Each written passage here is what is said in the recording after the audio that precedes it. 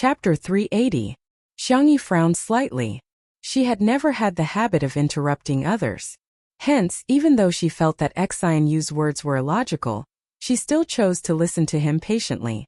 Xianyu said, "Didn't you agree to elope with me back then? I think girls should respect themselves. If you can get the consent of your family, I can consider dating you." Xiangyin had been tolerating it for a long time, but when he heard this he couldn't help but holler, "Dream on! Don't even think about marrying into our family." Xianyu said shamelessly, "I'm here now. Grandpa, didn't you say that you haven't forgiven Xiangyi? I'm the cause of all this. I'm here to help you solve the problem out of kindness." Xiangyin's face turned sullen. How could he really hold it against Tutu? However, he kept those words to himself and couldn't bring himself to say it in public. Due to Xiangyin's arrogant character and sudden silence, the netizens naturally got the wrong idea. I think Xianyu's words make sense. Xianyu isn't that bad, right? Why do you guys always think badly of him? He's obviously a PUA. He's belittling girls in order to gain control. He's so disgusting. Get lost, ugly man, stay away from Xiangyi. Why does Xiangyi have to bear the responsibility for the mistakes she made when she had amnesia? Cry, cry. Xiangyi was rather calm. I don't have any plans to get married, nor do I have any memories of you, Mr. Xian. I don't think our lives will intersect again. Xianyu looked at Xiangyi, who seemed to be trying to distance herself from him, and immediately panicked. How can you go back on your word? Seemingly feeling that his words were too childish, he resorted to his best means. But you're such a filthy woman. Who else would want you except me? Not only was he dissing her verbally, he even glanced at Zhongyi and Jiangjiang. Zhongyi's face turned pale and she shielded Jiangjiang behind her. He was well aware of the importance of reputation to a girl. This was because he knew that public opinion was always biased towards men. For example, if someone got pregnant before marriage, everyone would scold the woman. It was as if the man had no responsibility at all. Now that he said this, he was deliberately leading the crowd to believe that Xiangyi was no longer clean. Xiangyin flew into a rage. Nonsense! You're talking nonsense! He was so angry that he picked up his walking stick and wanted to break this dog's leg. Xianyu hurriedly retreated and said, I've already said what I wanted to say. Xiangyi, I'll give you 5 minutes to consider. No need. The resolute words came from Madame Xiang. Her expression was calm and her dress was elegant. Whether it's our Tutu or other girls, they all live for themselves, not for others to see. And your slander, in my opinion, is childish and laughable. People who don't know the truth will attack a girl because of her so-called reputation, but as her family, we will never hurt her. Don't you agree, old man? Madame Xiang looked at Xiangyin with a smile in her eyes. Xiangyin seemed to have been encouraged and the advantage of his loud voice was obvious at this moment. Bunny is our family's little darling. No one is allowed to hurt her. What do you mean by forgiving? I've never blamed her at all. Not even for a second. Chapter 381. Old Mr. Xiang was full of energy and his voice was loud and firm. Every word he said was powerful and resonant. Zhongyi, who was not far away, watched everything in shock. She was really envious of Xiangyi back then when her family found out that she was pregnant with Jiangjiang. Their first reaction was to chase her out of the house for fear that she would ruin their reputation. However, they also asked her to give her parents and brother a considerable amount of living expenses every month on the grounds that it was her duty to do so. On the other hand, Xiangyi's family protected and supported her unconditionally. Even Xiangyin, who was so arrogant and awkward, would make tutu candies for her. He would even give up his pride and protect her without hesitation. Xianyu still wanted to play the same trick again. Then no one wants her. Shut up. So what if no one wants her? It's not like our family can't afford to raise her. Xiangyin retorted. Xiangyi's heart was filled with emotions. She pinched her palms to calm her surging emotions. It turns out that Grandpa has never blamed me. Madame Xiang was much more sharp-tongued. Is the standard to judge a girl by what you call no one wants her? Come on, the Qing dynasty died a long time ago and arranged marriages have long ended. Even an old woman like me knows that marriage is free in the new era. Don't tell me you don't even know that? Pretending to be surprised, old Mrs. Xiang covered her mouth and said, "Ah, are you a fool? Or did your parents leave early?" Xian Yu's face immediately turned as red as a pig's liver. In the live stream, the Spicy Tutu fans were overjoyed. Grandpa Xiang and Grandma Zhu. And dote on Sister Yi so much. Your parents left early equals you're an orphan. Thank you for Grandma's online lessons. Grandma's combat power is definitely on the SSR level. Xian Yu is at most an R card. Xian Yu's gaze was erratic. He didn't expect Xiang Yin and Madame Xiang to be so difficult to deal with. They had clearly been hurt by Xiang Yi at that time, so why did they still choose not to hold it against her? That was beyond Xian Yu's understanding. Since he couldn't persuade his family, Xian Yu wanted to continue pressuring Xiang Yi. Didn't she want to break away from the Xiang family? Without him, how could she have succeeded? At the thought of this, Xian Yu suddenly regained his confidence. He looked at Xiang Yi affectionately and said, "Actually, I don't look down on you that much. You do have some merits." Look, only he could see the good in Xiang Yi. This method of belittling first and then praising later could be said to have worked well in the past. Young and naive girls like Xiang Yi were the easiest to fool. The next second, Xiang Yi flicked the whip expressionlessly, scaring Xian Yu so much that he shrieked and almost jumped up. "Excuse me, you're blocking my spinning top." Xian Yu? The netizens were speechless. Everyone's attention then shifted to the whip in her hand. They shuddered at the same time. In the cold atmosphere, a low chuckle sounded. Sue's heart felt as if it had been brushed by a feather. "Sister Yi, could you teach me?" Shi Sui, who had been a bystander for a long time, opened her mouth slowly. "Sure."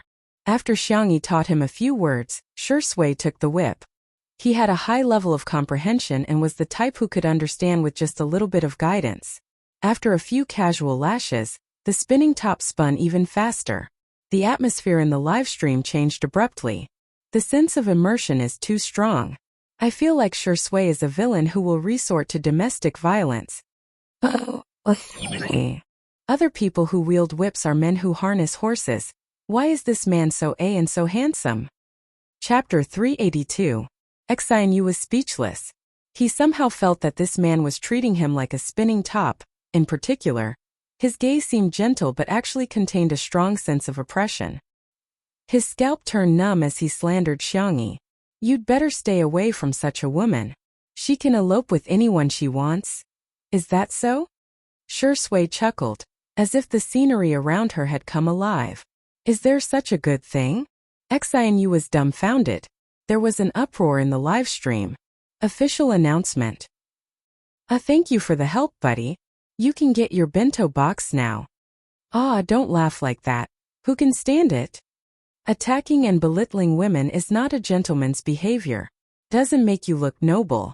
Shi Sui said unhurriedly, "If you can't even show respect, I'm very suspicious of your real purpose for coming here to look for Sister Yi." There were some things that everyone was well aware of, but they just didn't say it out loud. Shi Sui, on the other hand, exposed Xian Yu's ugly and dirty thoughts. Xian Yu was immediately embarrassed.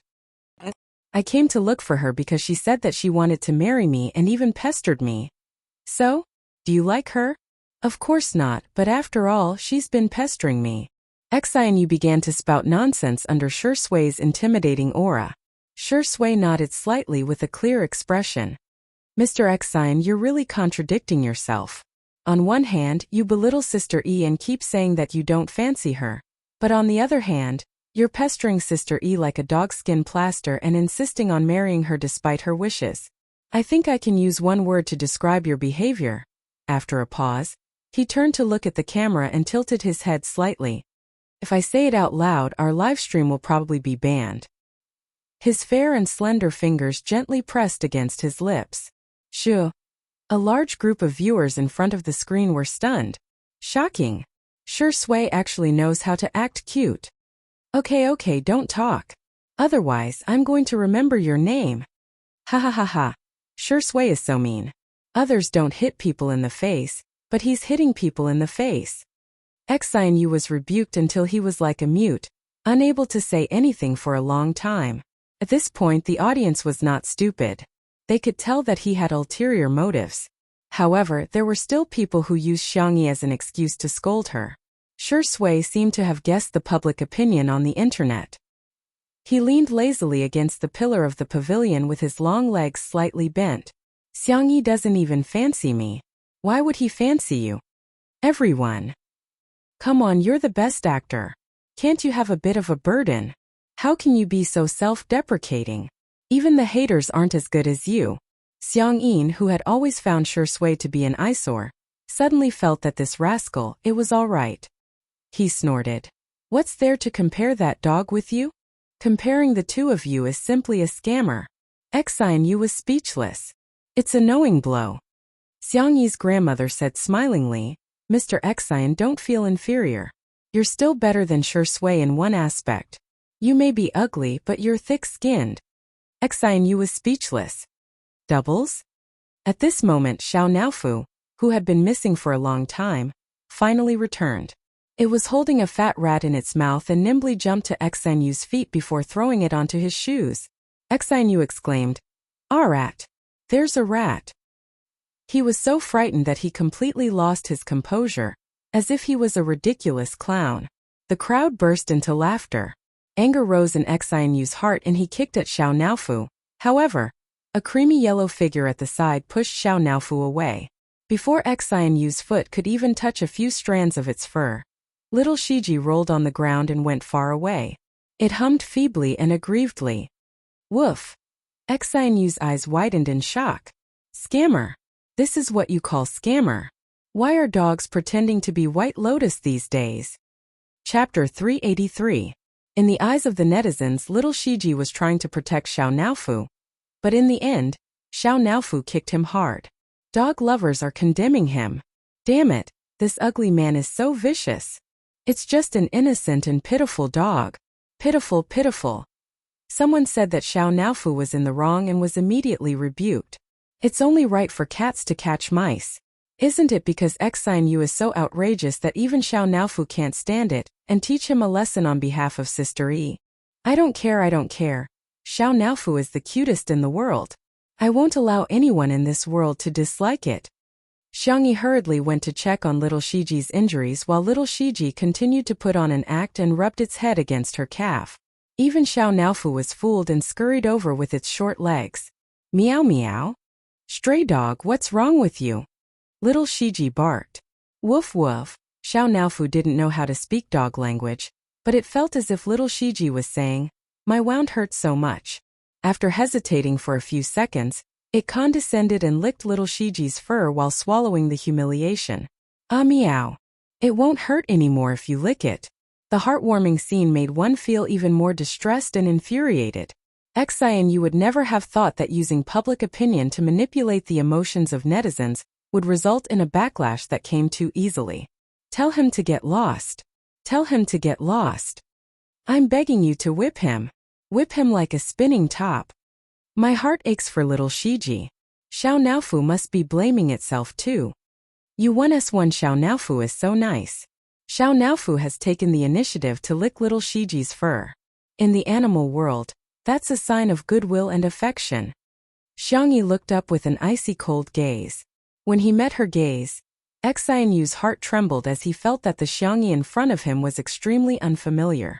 She had changed from a vain and pompous girl who had her thoughts written all over her face to an existence that he dared not look at. I didn't kick it on purpose. Xian Yu broke out in cold sweat and continued. Besides, it's just a beast. So what if I kicked it? How can a beast compare to a human? Xiangyi nodded. You're right.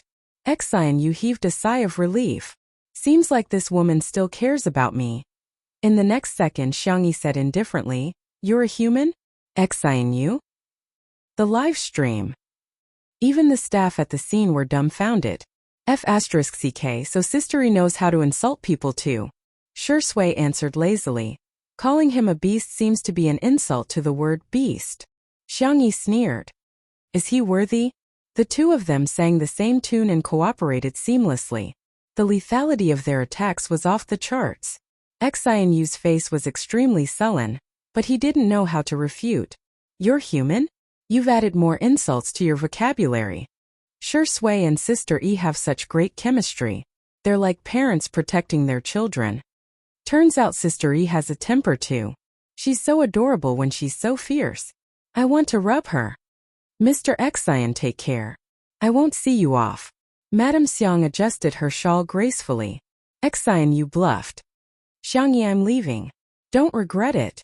Xiangyi rubbed the back of little Shiji's neck, got up and walked towards him step by step. Xian Yu was nervous and expectant as his heart pounded rapidly. That beautiful and fair face was getting closer and closer to him. Whoosh! Xiangyi grabbed his collar and lifted him up with one hand while Xian Yu's feet were suspended in the air with a horrified expression.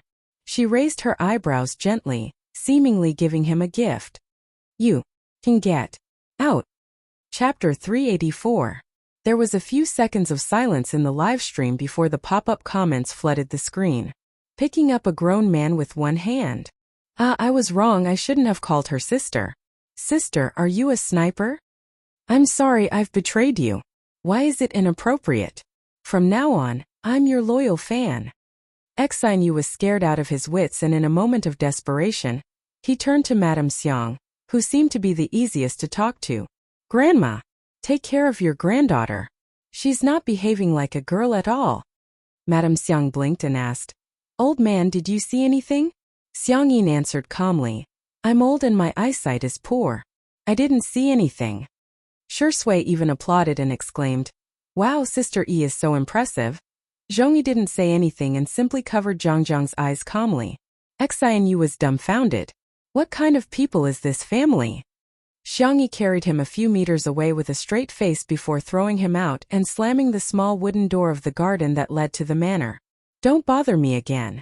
Otherwise, you'll have to bear the consequences. Xiangyi had always been a good-tempered person, but that didn't mean that she didn't have a temper. Xian Yu was so frightened that he peed his pants and stumbled out.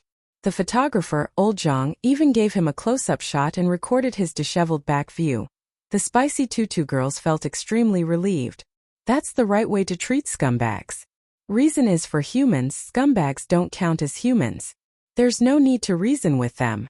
Xiangyi took a deep breath, calmed herself down, and carried little Shiji back to the living room. Xiao Naofu's footsteps were light, and it carried little Shiji's kennel into its luxurious cat mansion before her. Meow. Meow meow. Humph, stinky dog, I'm not being nice to you. It's just the mansion is too big. I'm just letting you have a little space. Xiangyi's eyes were filled with warmth. Xiao Naofu, you've grown up. Xiao Naofu looked away, feeling a little embarrassed. After placing little Shiji in the kennel, she raised her hand and stroked the dog for a while. Xiao Naofu suddenly became envious again. It aggrievedly snuggled up to Xiangyi's hand and rubbed itself against her like a spoiled little kitten. Meow. You're not allowed to touch the dog. You can only touch this hoo-hoo. You are really a little troublemaker. Xiangyi's tone was helpless and doting, but she gave Xiao Naofu a full massage. Rubbing the back of its neck and pinching its ears, the kitten soon couldn't take it anymore. It was so comfortable that it relaxed. It took the initiative to approach Xiangyi, wanting to kiss her. Xiangyi remembered its heroic posture of catching the mouse just now and was very moved. Then she covered its mouth. Cough. You can only kiss after brushing your teeth. Xiao Naofu instantly showed a heartbroken expression. Meow meow meow. This damned stupid woman actually dared to despise this handsome hoo-hoo. The netizens in the live stream were dying of laughter. Xiao Naofu. It was a mistake after all. Shui. This is a lesson, remember it? You can only kiss after brushing your teeth. Under Xiao Naofu's heartless gaze, Xiangyi's heart softened again. She coaxed softly. Shall we kiss on the forehead then? Humph. It humphed in a childish voice. Xiangyi leaned forward, her hair cascading down, and her cherry-colored lips pouted slightly. There was a soft pop sound, but it didn't land on the kitten's forehead. Instead, it landed on the back of the man's fair and slender hand. It was Shui, who had placed her hand between Xiao Naofu and her lips. The netizens were flabbergasted. Shui is the most shameless of the family of four. Chapter 385. He did it with his own hands. That means he kissed her on the lips. Hey, aren't you going a little overboard by rounding things off? Ha ha ha. Xiao Naofu's expression is so funny, cat. JP. Even Xiangyi was dumbfounded. let alone the netizens. The calmest person was none other than Shui. Shui's long and narrow eyes curved in joy, but he said righteously, Sister E, you're taking advantage of Xiao Naofu so openly. It won't be able to find a girlfriend. Xiang E? Xiao Naofu? The netizens? Li Jianyu's mouth twitched. Daddy sure. Although Xiao Naofu and little Shiji are not humans, you're a dog. Ruan Qing's eyes were full of smiles, as if she had seen through something. Xiang Yi took a few seconds to react. She retreated slightly and put some distance between her lips and the back of his hand. She asked softly, What are you going to do then? Shui chuckled and asked, Why? Are you disgusted with me? I'm not, don't spout nonsense. Shui began to sigh and said, Actually, I think what that man said just now makes sense. No one will want an unclean boy. Xiang Yi panicked and exclaimed, No, don't listen to his nonsense. Don't take the words of annoying people to heart. You're not an unwanted kid. Shui pinched her face and teased. I'm 7 years older than you, how dare you call me a kid? Xiang Yi said. Big friend. The interaction between the two made countless netizens smile in front of their screens. I'm shedding tears of envy. Lonely, lonely, lonely, lonely, lonely. I have a feeling that Shui's subtext is, if I'm unclean, you have to be responsible for me. Xiang Yi, you're such a silly child. This dog of a man is tricking you. Why are you so silly and sweet in front of him? Xiao Naofu meowed angrily. It wanted to scratch Shui, but it was afraid of being taken away for sterilization, so it could only bark at him a few times. Little Shiji's black eyes were moist as he curled his tail around Xiao Naofu's and pulled the little kitten into his arms. Fortunately, the kennel was big enough and the kitten was small, so it was not crowded when they slept together. Xiao Naofu was both aggrieved and angry, its little paws pounding on the soft kennel. Little Shiji licked its fur patiently, not annoyed even after being kicked by Xiao Naofu. Only then did Xiang Yi realize that their conversation was slightly ambiguous, and the atmosphere was strange. She looked at the clock on the wall and coughed. It's 8 o'clock. Why don't we watch TV? Shui always listened to her. Okay. The netizens in the livestream room were speechless. Forget about the previous hashtag I'm watching a livestream hashtag, but now hashtag I'm watching a variety show hashtag? Xiang Yi went to turn on the TV while her grandparents, Zhongyi and Jiangjiang, came over one after another. The opening was a cartoon version of Xiang Yi and Shui planting flowers and vegetables, fishing and catching pigs. Jiangjiang watched with rapt attention. Wow! The production team was stunned for a while before realizing that Xiang Yi's unintentional actions were actually good publicity. Their livestream had such high traffic, it would be a waste not to use it. Hence, Li Jianyu frantically began to advertise in the voiceover. Dear viewers, please stay tuned to Nanqing Satellite TV's 2 Under One Roof. Those who have a TV, please support the broadcast. Those who don't, please download Nanqing TV. While he was speaking, the show began. Although countless netizens were teasing Li Jianyu, they still switched on the TV and downloaded the software. The production team of Eating Well for All 3 Meals almost fainted from anger when they found out about this. Chapter 386. Why didn't we think of such a simple, effective, and direct publicity method? In the group chat of Muyao TV, the director sent a voice message and flew into a rage. Are you all idiots? How can you not think of this? The others were complaining incessantly.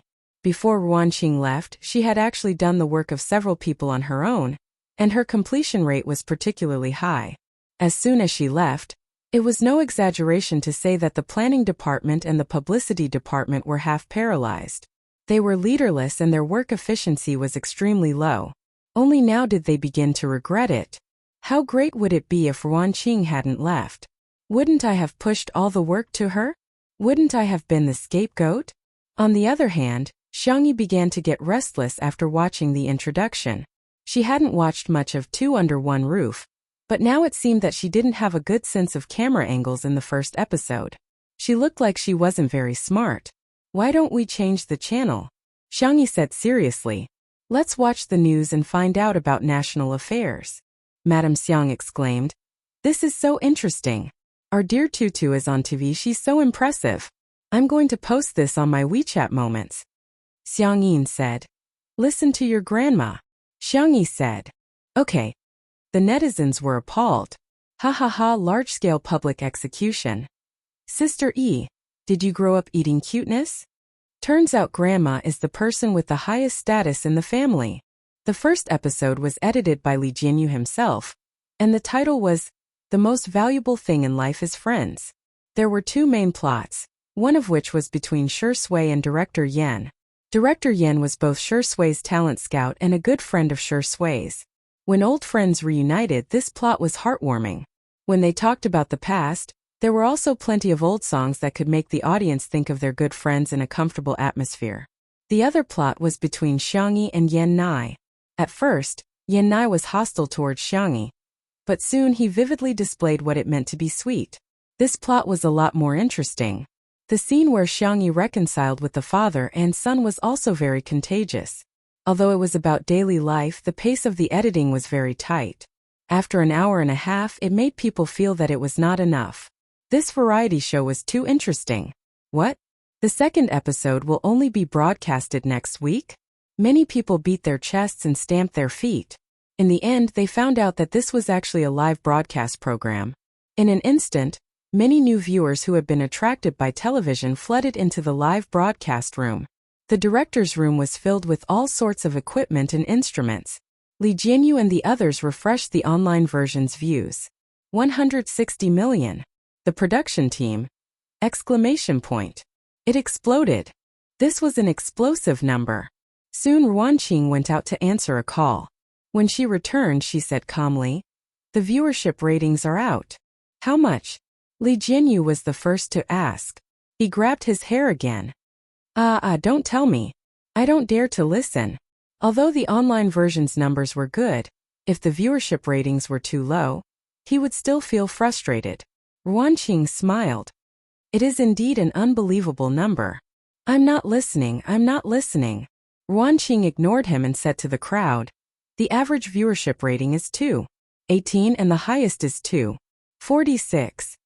All of a sudden, there were cheers in the small room. At the same time, Miao TV had also received the news.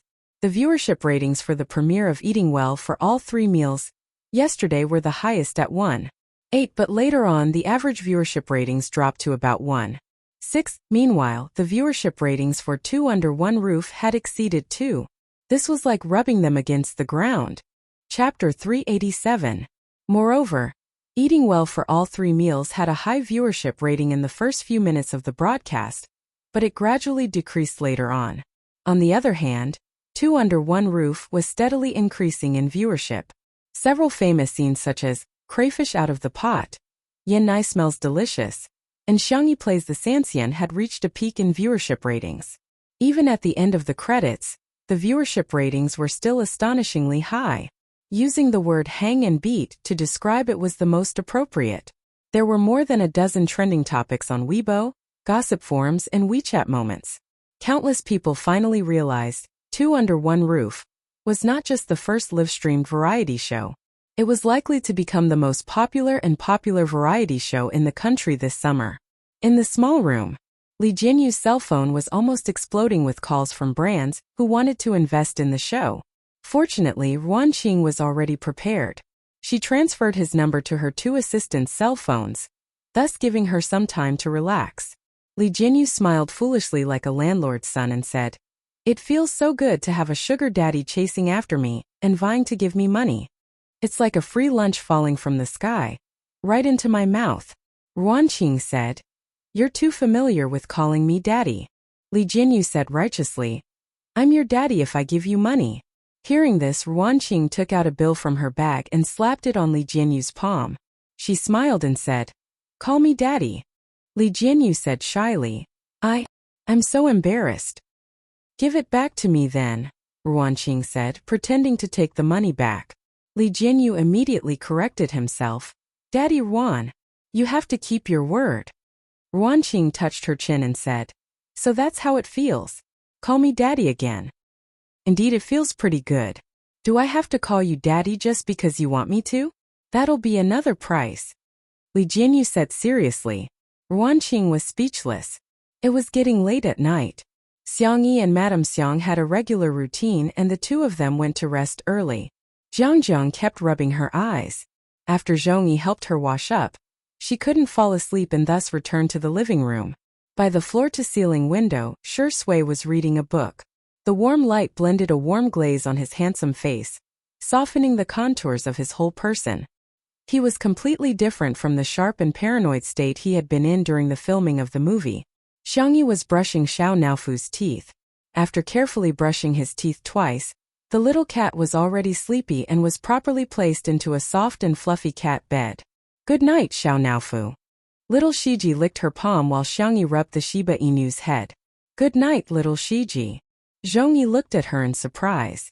She seemed to understand why Shui treated Xiangyi differently. The most irresistible thing in this world was gentleness. "Senior Zhong." Xiangyi saw her and took the initiative to greet her. "Do you want to eat supper?" The audience, who thought that the live stream was about to end, suddenly wailed. "Stop. Stop it. Gain 3 pounds every time you live stream. Sister E, are you hungry? Do you want to eat? Do you want supper? Little Vase, do you see that man by the window? Can't you go and get lovey-dovey with him? All you do is cook all day long. I'm so angry." Zhongyi was stunned for a moment and somehow relaxed. "Do you have wine?" Shui, who was reading, glanced over casually. A certain drunkard's eyes lit up. "Yes, yes." A few minutes later, Xiangyi happily came out of the kitchen with shredded squid and some side dishes. Shui was waiting at the door. He looked at her with a smirk. Chapter 388. Seeing him, Xiangyi inexplicably felt a little guilty. "Sister E, are you going to drink with someone?" Shui asked calmly. Xiangyi knew that he couldn't drink today because he had work the next morning. She tried to figure out what he was thinking. "Are you jealous of us?" The netizens were dumbfounded. "Sister E, what kind of dangerous statement is that? Ha ha ha ha, what kind of cutie is this? Pretty sister x pretty sister? That seems a little fun." Shui looked a little helpless. "You," he sighed. "Drink less." Okay. Xiangyi took a few steps out with the tray and suddenly thought of something. She turned around and said, "There's still a lot of wine in the cellar. I'll treat you to some next time." Shui chuckled and said, "Okay. I'll remember that." Zhongyi realized that Xiangyi had suddenly become enthusiastic. After being in the entertainment industry for so many years, she had already developed an astute mind, and it wasn't difficult for her to guess the reason for Xiangyi's change in attitude. It turned out that she liked drinking. "Senior, try this shredded squid. It's fragrant and a little salty. It's also very chewy and slightly springy." Just listening to her description made Zhongyi salivate.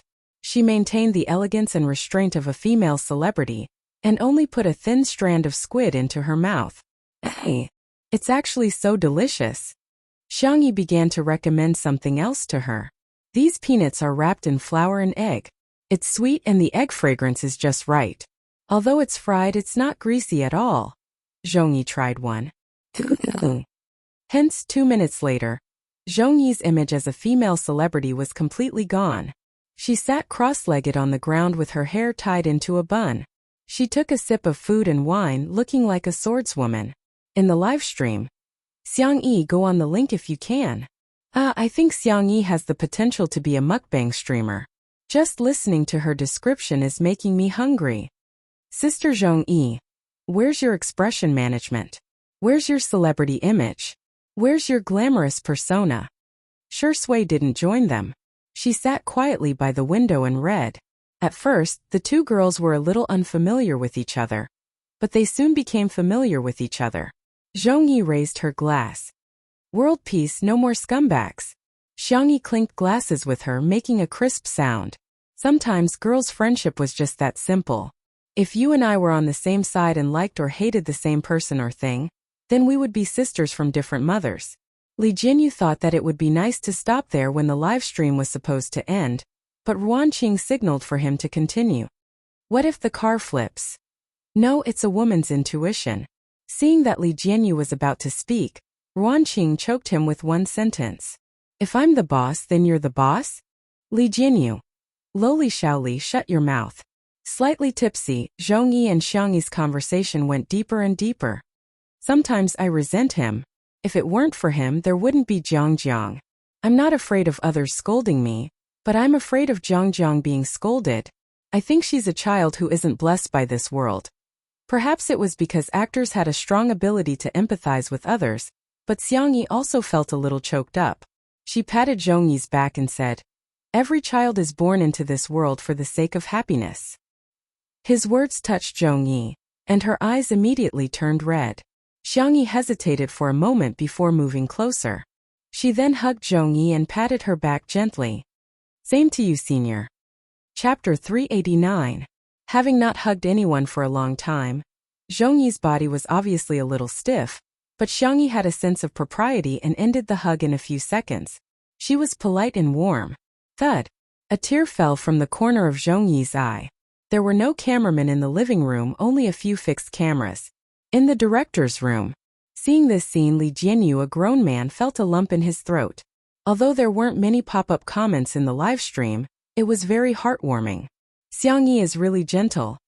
"Sister, don't cry, I can't help it when you cry." Sister Yi's words are so heartbreaking. She must be a girl who grew up being doted on. That's why she can say that every child is born into this world for the sake of happiness. Zhongyi's tears fell silently for a while. She looked beautiful and breathtaking. Xiangyi didn't say anything to comfort her, and simply poured some fruit wine into her glass.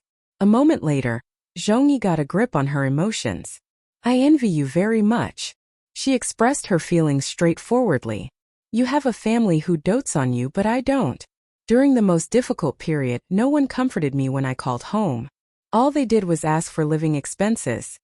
At that time, the most extravagant thing I ever did was to go to the supermarket at night to buy fruits that were on sale for $1 a bag. I didn't even have time to wash them and finish them on the way back." Zhongyi smiled and continued, "It's funny, isn't it? But I still remember the taste of those fruits. After going through so much hardship, even a piece of candy could be extremely sweet." That was why she was so resolute when she met Jiang's father. "You're the first person to say those words to me." Zhongyi smiled brightly, as if no amount of setbacks could hide her beauty. "Can I call you Sister E?" Xiangyi was a little dizzy from drinking. Resting her chin in her hand, she nodded and said, "Sure." Zhongyi put an arm around her shoulder and said proudly, "Sister E, I'll take care of you from now on." There were suddenly more comments in the live stream. "I know Zhongyi is from a cult. I'll just stand there for a second. Just 1 second." Come to think of it, Zhongyi's life really isn't easy. Not everyone has the courage to be a single mother. Sister E looks so soft when she's drunk. Shursui, stop reading. Would it work or not? If not, I'll do it. The live broadcast came to an abrupt end. As Ruanqing expected, Xiangyi and Zhongyi's drinking party didn't fail. Instead, it moved countless people. This was something that the production team of Eating Well for 3 Meals could not understand. Why didn't the netizens believe them when they told Jiang Yuner to show her true feelings? Zhongyi had only cried a little, and Xiangyi had only hugged her. How could the two of them become a couple? The production team of Eating Well for 3 Meals was extremely depressed. In the almost suffocating atmosphere, someone came up with a stupid idea and suggested, "I think the success of 2 Under One Roof must be because of the good script. Why don't we poach their planner and scriptwriter?" Unexpectedly, this suggestion received widespread approval. Since they couldn't fight head-on, they could use underhanded tactics. In the end, the two girls had too much to drink. Shursui asked Ruanqing to send Zhongyi back to her room and help take care of Jiang while she carried Xiangyi in her arms. Ruanqing looked at her with a subtle gaze and said, "Li Jinyu said that you're worse than little Shiji. I thought it was a joke, but I didn't expect it to be true." Shursui raised his eyebrows, a joyful smile in his dark eyes. "Thank you, you flatter me." Chapter 390. Ruanqing was speechless for a while before teasing, "Aren't you afraid that Sister Yi's brother will come back?" Even she was a little intimidated by Songqin's domineering aura. Shursui smirked and said in a mysterious tone, "Him? He should be busy." Ruanqing was dumbfounded. In a bar in Nancheng, although Xianyu made a fool of himself in the live stream of 2 Under One Roof and was ridiculed by the netizens, he had achieved his goal. He was still famous after all.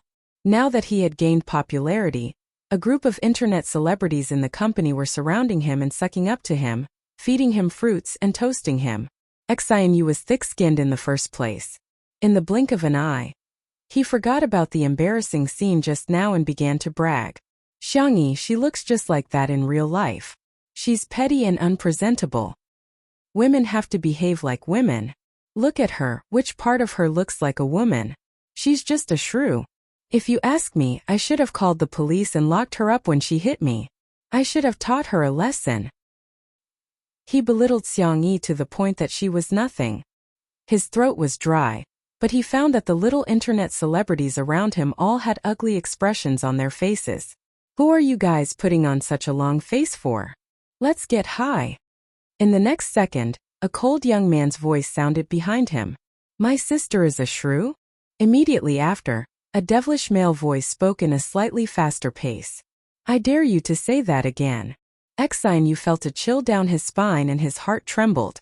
However, he heard two more voices one after another.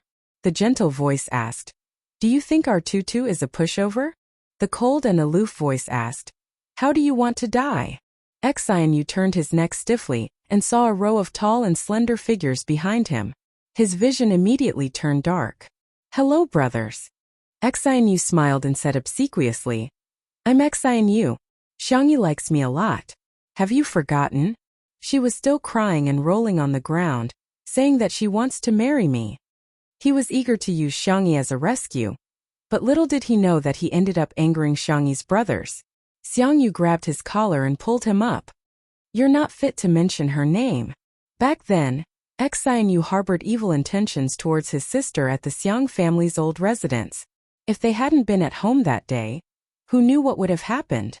At the thought of it, Xiangyu's brothers and he was about to punch him. However, Xiangqi stopped him. Xiangyu, let go. Xiangli adjusted his glasses and calmly said, Old four, you're about to compete. Don't cause trouble.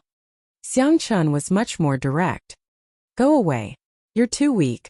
The despised Xiangyu. Xiangyi. Right, TSI. He now you know you're wrong. Xiangqi grinned, his phoenix eyes filled with mischief. But we're not here to hear you apologize, Xianyu said shakily. I have money. Can I compensate you with money? Xiangqi interrupted. We're here to beat you up. Tell me, what order do you want? 1234 or 4321? Or do you want a luxurious one-on-one beating package? The little internet celebrities were scared out of their wits and had long run away. As for the bar, it had already been cleared. Xianyu wanted to cry but had no tears. Who would have thought that this family would be so protective? This time I've offended someone I shouldn't have. I'm really done for. Chapter 391. Half an hour later. On Weibo, the netizens who were surfing saw a new post. It was a video posted by Xianyu. Everyone was already a little tired of his aesthetics, but out of habit, they still clicked on the video. Xianyu's tone was sincere and sincere. Here, I would like to apologize to Miss Xiangyi. Everything that happened today was made up by me for the sake of gaining popularity. Huh? This ugly man actually apologized? In the complete video, Xianyu not only apologized, but also dragged the gossip media into it, claiming that they were the ones who induced him to smear Xiangyi's reputation in exchange for traffic. In an instant, the netizens' anger rose to the peak. The gossip media soon tasted the backlash of the netizens. You treat us like fools. I'll treat you like an orphan. The Weibo account of the gossip media was bombarded with so much criticism that it turned off the comments section and received more than 100,000 insults in private messages. In the end, they had no choice but to expose the informant. Qin Wanyan thought that she had done it flawlessly. She used a SMUF account and even got someone to change the IP address. However, her SMUF account shared a few daily updates and the sharp-eyed netizens managed to figure out that it was her SMUF account from the reflection of a bracelet and half of her face in the sunglasses in a photo. The overwhelming news flooded her Weibo account. Qin Wanyan was extremely anxious and called her manager, who comforted her impatiently and hung up without saying anything about public relations. When she called again for the second time, it was obvious that no one answered. Qin Wanyan was terrified to the extreme and she didn't dare to look at her cell phone at all. Every time she saw those vicious comments, her body would tremble. She would never have thought that those people who were scolding Xiangyi would come to scold her. Not long after, Tomato Entertainment released an announcement. Although Xiangyi was the boss in name, she didn't have much energy to manage it for the time being. Her uncle Xiangfeng had hired a professional manager for her, and he was personally in charge. Seeing that his artiste was exposed to such a scandal, he immediately terminated the contract with Qin Wanyan. In addition to having to face a huge amount of compensation, Qin Wanyan's reputation in the industry was also ruined, and no major company would be willing to sign her. Qin Wanyan, who was at her wits' end, suddenly thought of someone. Maybe he can help me. Bar. Sangchen kicked Xanyu away with his long legs and adjusted his tie. His black suit outlined the perfect contours of his body, and he exuded a strong sense of oppression that was hard to ignore. Xiangli looked gentle, but he was even more ruthless than Sangchen. It was not difficult for a genius to destroy a company. Xiangyu was worried. I feel like I'm just a bystander. Xiangqi comforted him. You should be content. Little uncle doesn't even deserve to be here. Big brother thinks he's clumsy and a burden. Xiangyu, thank you for being comforted. He put on the hood of his hoodie. His jawline was smooth and handsome. Suddenly he thought of something. Will my sister cry alone in bed? Imagining that scene, the Siscon men felt as if their hearts had been cut by a knife. Xiangqi said with heartache, let's go back and comfort our sister. Even if she wants to cry, she should cry on my shoulder. Xiangli chuckled. Are you worthy? Xiangchen's brows were tightly knitted as he strode forward. Cheating. Big brother, you're cheating. Xiangqi yelled angrily. The three of them hurriedly caught up with Xiangyu. Little did they know that at this moment in the manor. Chapter 392. Unbeknownst to them, at this time in the manor, the little rabbit had just been carried into the bedroom. Xiangyi's alcohol tolerance was excellent, and she didn't make a fuss when drunk. Shi Sui put her on the bed, and the little girl obediently rolled up the quilt and covered herself tightly. Shi Sui couldn't help but laugh and raised his hand to pinch her little face. You're really worrisome. Meow meow meow. Xiao Naofu woke up from its sleep and saw Shi Sui carrying the stupid woman back to the room. It hurriedly ran in, stopped at Shi Sui's feet, and roared fiercely at him. Shi Sui lowered his eyes and indifferently said, Go back to your cat's nest and sleep. Xiao Naofu. Meow. Meow meow. Don't think this hoo-hoo doesn't understand. You just want to trick me away and then do this to the stupid woman. It clung to the edge of the bed, and with great difficulty, it jumped up and sat on Xiangyi's pillow with a posture that said, This hoo-hoo is not leaving today. Xiangyi was awakened by the noise and opened her eyes in a daze. The figure of the little cat appeared in her vision, and she habitually hugged it in her arms. All of you. Xiao Naofu. Oh, it raised its chin provocatively at Shi Sui. Humph. See that? This hoo-hoo is the rightful wife. This is the hoo-hoo that the stupid woman loves the most. Xiao Naofu's tail swayed gently, curling around her fingers, and rubbing its head against Xiangyi's soft skin under her collarbone. It coquettishly said, Meow meow. Xiangyi closed her eyes again and gently coaxed. All of you be good. Shi Sui's long and narrow eyes narrowed dangerously, and he sneered. Want to be sterilized? Xiao Naofu trembled in fear. However, although its IQ was only equivalent to a child of a few years old, children had a natural instinct to know who would protect them and who they could be pampered in front of. The white, soft, and cute kitten stuck out its little butt awkwardly and squeezed into Xiangyi's shirt through her collar. Only half of its little head was exposed, and it stuck its tongue out at Shi Sui. Lu dog man, this hoo-hoo is not afraid of you. Shi Sui's temples twitched violently. The young lady was drunk, so of course he couldn't take advantage of her and take advantage of her. Therefore, he really couldn't do anything about Xiao Naofu now. However, the man was calm and composed as he smiled faintly. Xiao Naofu, I've recently discovered that Sister Yi's casserole is especially good. The stewed meat is especially mushy. That black-bellied smile, that dark temperament, he was definitely a villain. Xiao Naofu. You're not going to do anything when it comes to men and women, are you? However, Xiangyi felt something furry and warm pressing against her body. It was a little itchy and a little heavy. The young lady murmured and wanted to move Xiao Naofu away, but she was blocked by her clothes. She subconsciously pulled at her clothes. Sui's breathing became slightly erratic as he pressed down on her hand. In a daze, Xiangyi felt the hot temperature on the back of her hand. Her brain lost control of its logic and her body reacted quickly. She grabbed Sui's wrist and pulled and pressed. In the blink of an eye, she had Sui pressed against her side, imprisoning and subduing her. In fact, Sui didn't resist at all. Otherwise, the drunk Xiangyi wouldn't have succeeded so easily. Xiangyi struggled to blur her eyes, as if trying to identify Sui. A certain actor smiled at the kitten. This is called acting, understand? Xiao Naofu. Woof woof woof. UF * King Dog Man. Sui didn't get to gloat for more than 3 seconds before someone knocked on the bedroom door. Sister, are you asleep? Chapter 393. In an instant, Sui's expression froze slightly. Even Xiao Naofu was so scared that its tail curled up. The man and cat looked at each other and surprisingly reached an agreement. They didn't make a sound. Fortunately, the brothers outside the door were very gentlemanly in front of their sister, and wouldn't barge into her room without permission. She should be asleep, right? Xiang Qi said uncertainly. Xiang Yu's nose twitched and he sniffed. Seems like she made supper. Xiang Qi was overjoyed. I'll go to the kitchen and take a look.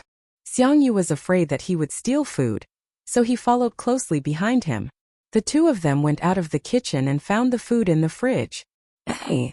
Xiang Qi lowered his voice. Fourth brother, don't make a sound. Let's split the spoils. Xiang Yu put one hand in his pocket and pressed down the hood of his hoodie with the other. He said a few words indifferently.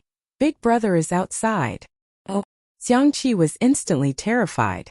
If it was only the black-bellied old fox second brother outside, he would still dare to repeatedly jump on the edge of death. However, Xiang Yu was here. Xiang Yu said righteously. Am I the kind of person who would secretly eat behind my brother's back? What's the most important thing when a family is together? Sharing. Xiang Yu clicked his tongue. He wouldn't believe his nonsense. Since they were already here, let's eat. The 4 brothers sat down around the remaining small plate of food. Xiang Li had already familiarly gone to the wine cellar to get wine. Xiang Yu was about to compete and consciously didn't touch the wine. Xiang Qi said arrogantly, Fourth brother, pour wine for your brothers. Xiang Yu glanced at him. Xiang Qi said, What are you staring at? Keep staring and I'll beat you up. You're the youngest, so of course you should pour it. Xiang Yu said in a disdainful tone, Why didn't you say that when little sister was here? He had never seen Xiang Qi order Xiangyi around and only knew how to put on airs as third brother in front of him.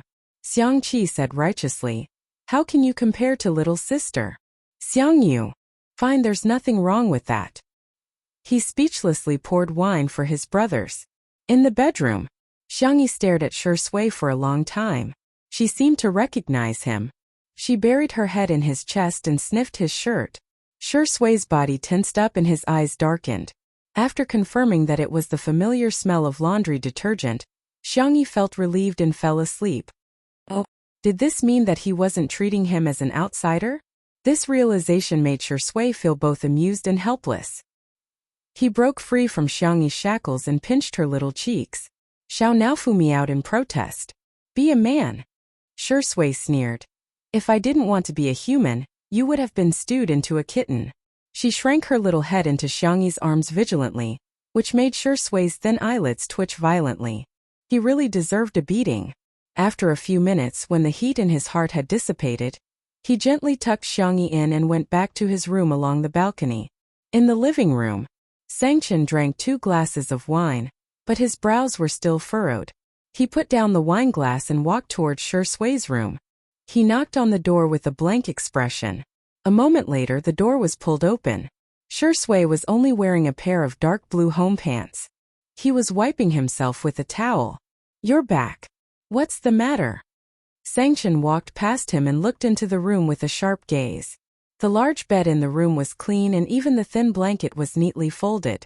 Sangchen felt relieved and said with a straight face, Rest early. Suddenly, there was the sound of chaotic footsteps behind him. Sangchen turned around and saw his sister coming out of her room, hugging a soft pillow with a lace rim. She walked towards Sui's room as if sleepwalking and bumped into his arms. Chapter 394. Xiao Naofu chased after her, meowing non-stop. Shi Sui subconsciously wrapped her arms around her waist. Xiao Naofu bumped into Songchen's trouser leg and was so scared that its fur stood on end. The surrounding temperature seemed to drop rapidly. Songchen's eyes were cold as he looked at the drunk Xiangyi, and then at the innocent-looking Shi Sui. "Explain," Songchen said coldly. Shi Sui's mentality was really good, and her expression didn't change. "Sister E is sober now. Big brother, remember to remind her to be responsible for me?" Songchen. At the dining table, Xiang Yu and Xiang Qi were dumbfounded. F***ck, there's such a thing. He actually dared to be mischievous in front of Big Brother.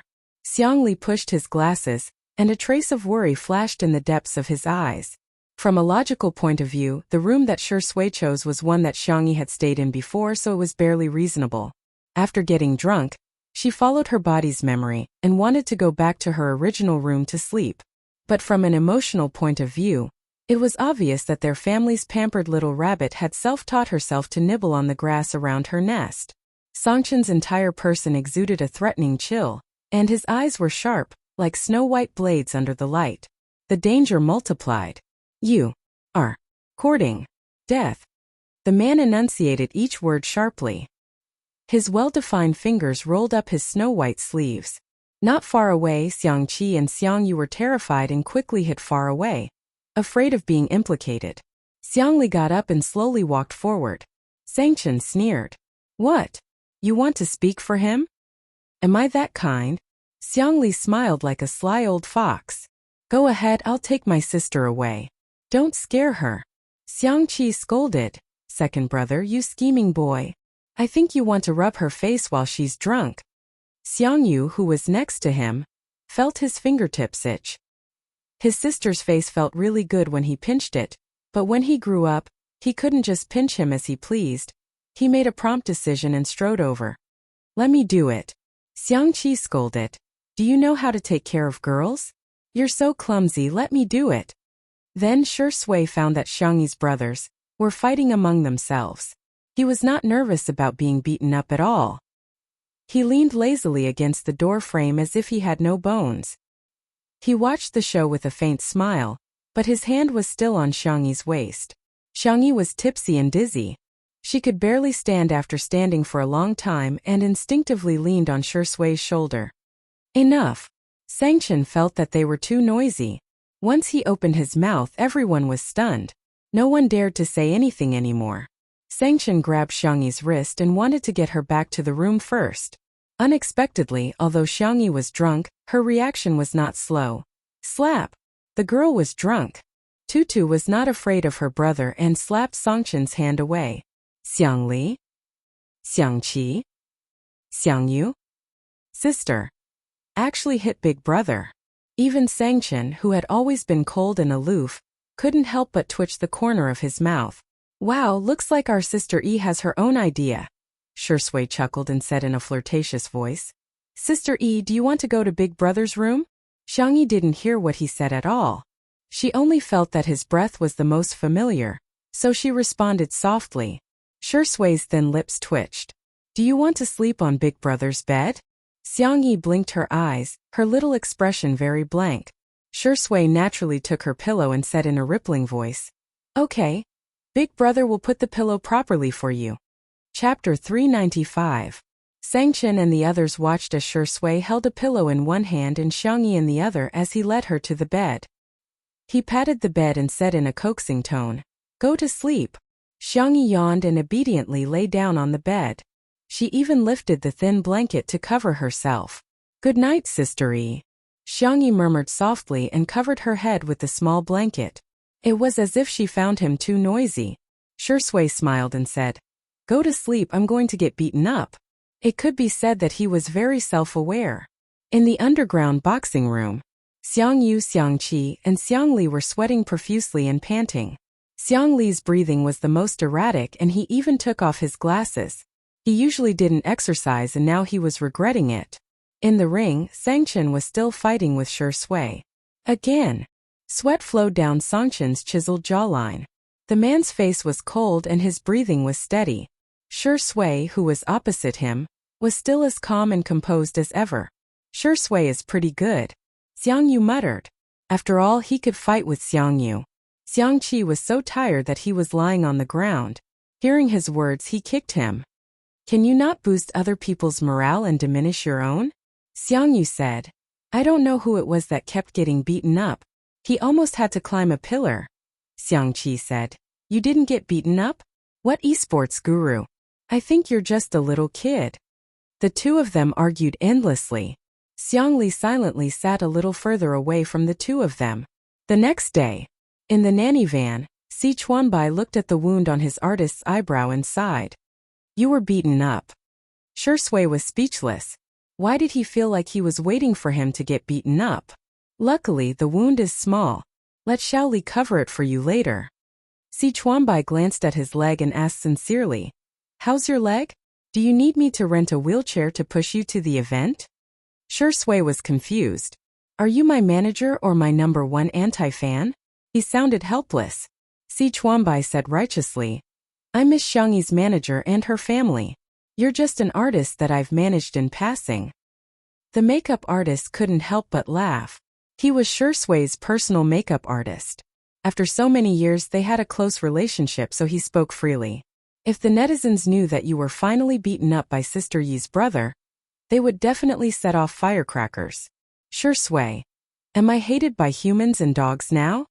Haha, it's because other than the couple fans, everyone wants Sister Yi to be beautiful alone. The makeup artist teased. Oh yes, I heard that the guest today is Fujian. He is famous for flirting with girls. You have to work harder, otherwise Sister Yi might be won over by another man. When Xiangyi woke up, she realized that she was in Sure Sui's room and was dumbfounded. She felt guilty and tiptoed to open the door. Just as she was about to sneak back to her room, she heard a cold voice above her head. You're awake. Xiangyi instinctively stood at attention and greeted him dryly. Good morning, big brother. What do you want to eat? I'll make it for you. You've learned how to please people, Xiangyi said seriously. It's only right to be nice to big brother. Songchen's expression was still cold, but he couldn't help but smile.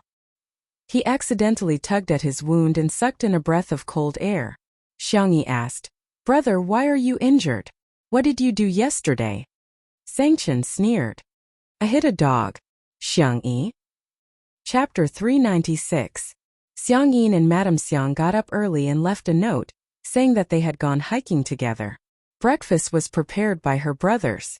Although the taste was ordinary, Xiangyi ate it with great satisfaction. Zhongyi completely let herself go. She didn't even put on any makeup. She was drinking beef and radish soup with Xiangyi to sober up. After breakfast, Zhongyi got ready to leave with Jiang. The live stream happened to start, and the netizens discovered that Xiangyi had stuffed the trunk of Zhongyi's nanny van to the brim. There were spicy rabbit heads, cream strawberries, and other specialties from Little Rabbit Farm, as well as chili noodles, chili oil, plum wine, and so on. There was also a small gift for Jiang, which was a furry rabbit plushie. This is my favorite rabbit. It's for you. Jiang blinked her large eyes and shook her head. I can't accept it then. Mommy says that it's called snatching someone else's love. Xiangyi smiled gently and stroked her little head.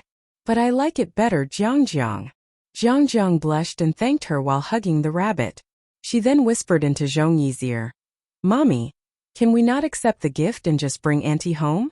Although her voice was soft, she was wearing a microphone and her words were accurately captured in the live stream.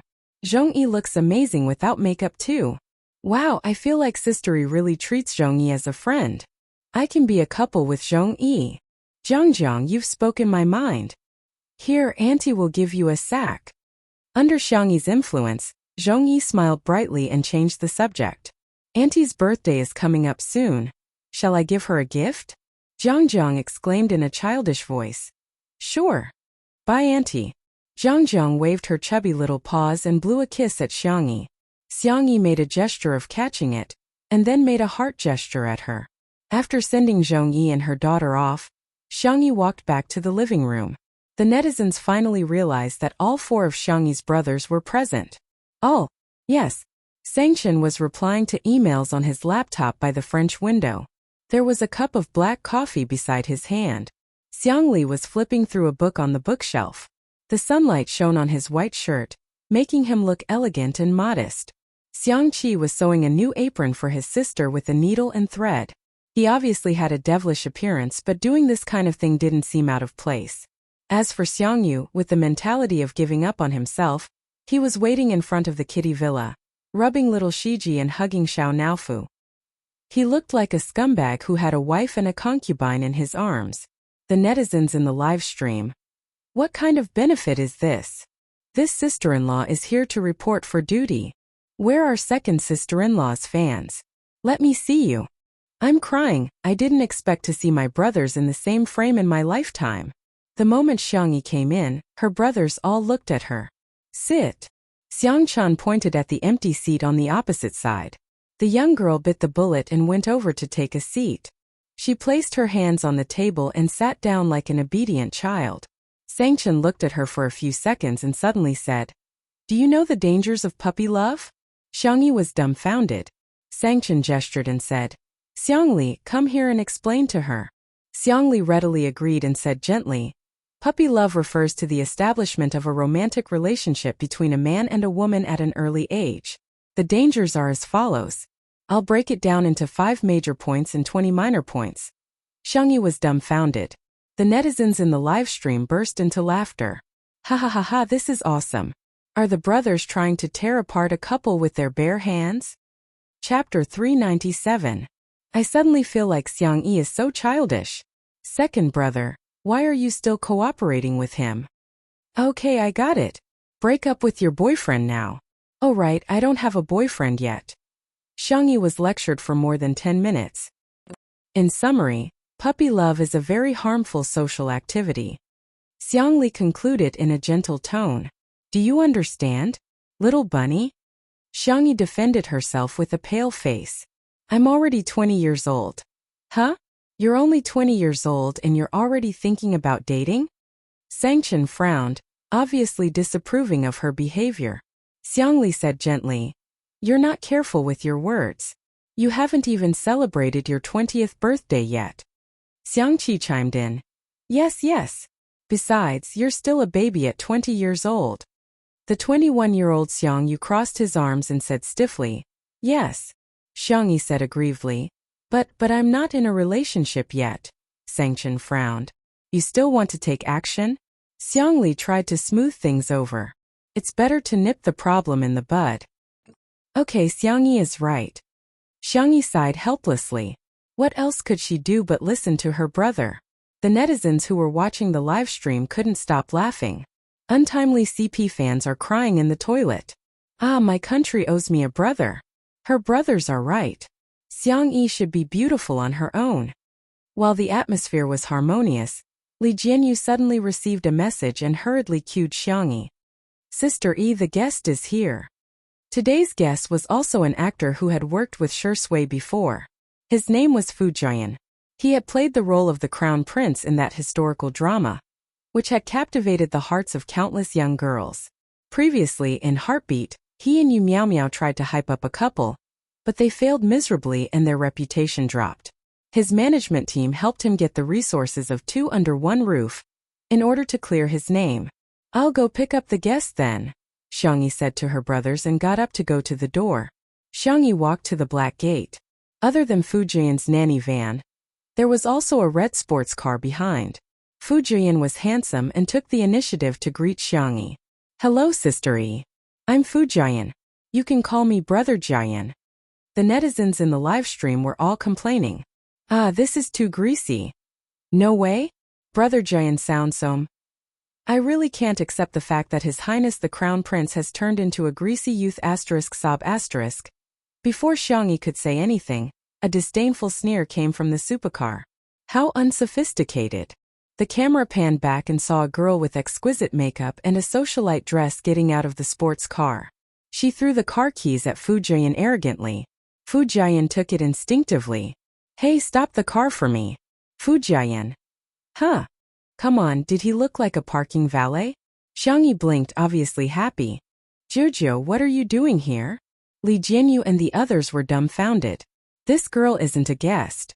Zhang Zhujiu raised her chin and said arrogantly, Don't think that I'm here for you. I'm just here to see Grandpa Xiang and Madame Xiang. Xiang Yi said with a composed expression. Oh, I see. Jiang Zhujiu seemed to be very dissatisfied with her answer. She humped and walked in her high heels. Li Jinyu asked in bewilderment. Sister Yi, this is? Xiang Yi asked carefully.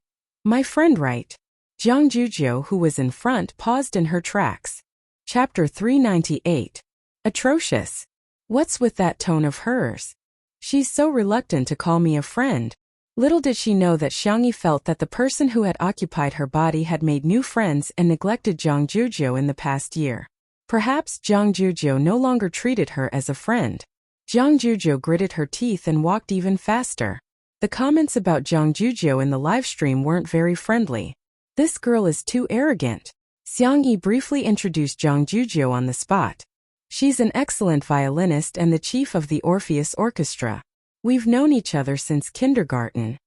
Li Jinyu gasped and asked. Is it the Orpheus Orchestra that I know? In the live stream. Orpheus Orchestra? What the hell? I'm speechless.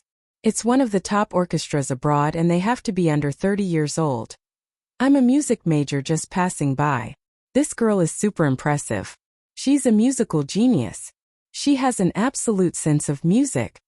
All of a sudden, the comment section was filled with discussions about Jiang Zhujiu. Fu Jian helped Jiang Zhujiu park the car bitterly. But he was immediately tricked by the production team. Li Jinyu smiled and handed him a few mission cards. Jian, draw one. Fu Jian casually drew a card and opened it, only to be dumbfounded. Bathe the little black pig? Fu Jian's eyelids twitched. Don't tell me all the mission cards are for this? Li Jinyu asked. Am I that kind of person? Fu Jian looked hesitant. He then heard Li Jinyu exclaim indignantly. I am. Fu Jian was speechless. I'll bear with it for the sake of clearing my name. He had a rather boisterous personality, but when he played the role of the Crown Prince back then, he left a deep impression on everyone. Countless fans became fans of him because of his role, so they naturally hoped that he could be like the Crown Prince in person. The production team had been asking him to create a persona for himself, but after a long time, he couldn't keep up with the act and hence, became a greasy young man whose persona had collapsed. Fu Jian mentally prepared himself in a few seconds and asked expectantly, Will Sister Yi help me catch the pig then? He was a loyal fan of Two Under One Roof, and usually he would watch the livestream crazily. He had watched the scenes of Xiang Yi catching the pig over 100 times. You have hands and feet, why should she catch a pig for you? Jiang Zhujiu was dumbfounded as soon as she entered the living room. The Demon King and the others were all there. She stammered and greeted them before hurriedly coming out in shock. When she heard that Fu Jian had asked Xiang Yi to help him catch the pig, she got angry. How could such a cute girl like Ego catch a pig? Fu Jian said resentfully. I don't know how to. Jiang Zhujiu said aggressively. If you don't know, you can go and learn. A girl's hands are not meant for catching pigs. Coincidentally, Xiang Yi went to the tool room to take out gloves, straw hats, sunscreen sleeves, and other items. She gave one to Fu Jian and one for herself. Jiang Zhujiu asked in disbelief. Hey, where's mine? Xiang Yi was stunned. It's very sunny outside. Go to the living room and enjoy the air conditioning. There are snacks in the mini fridge. Jiang Zhujiu's eyes widened. Are you a devil?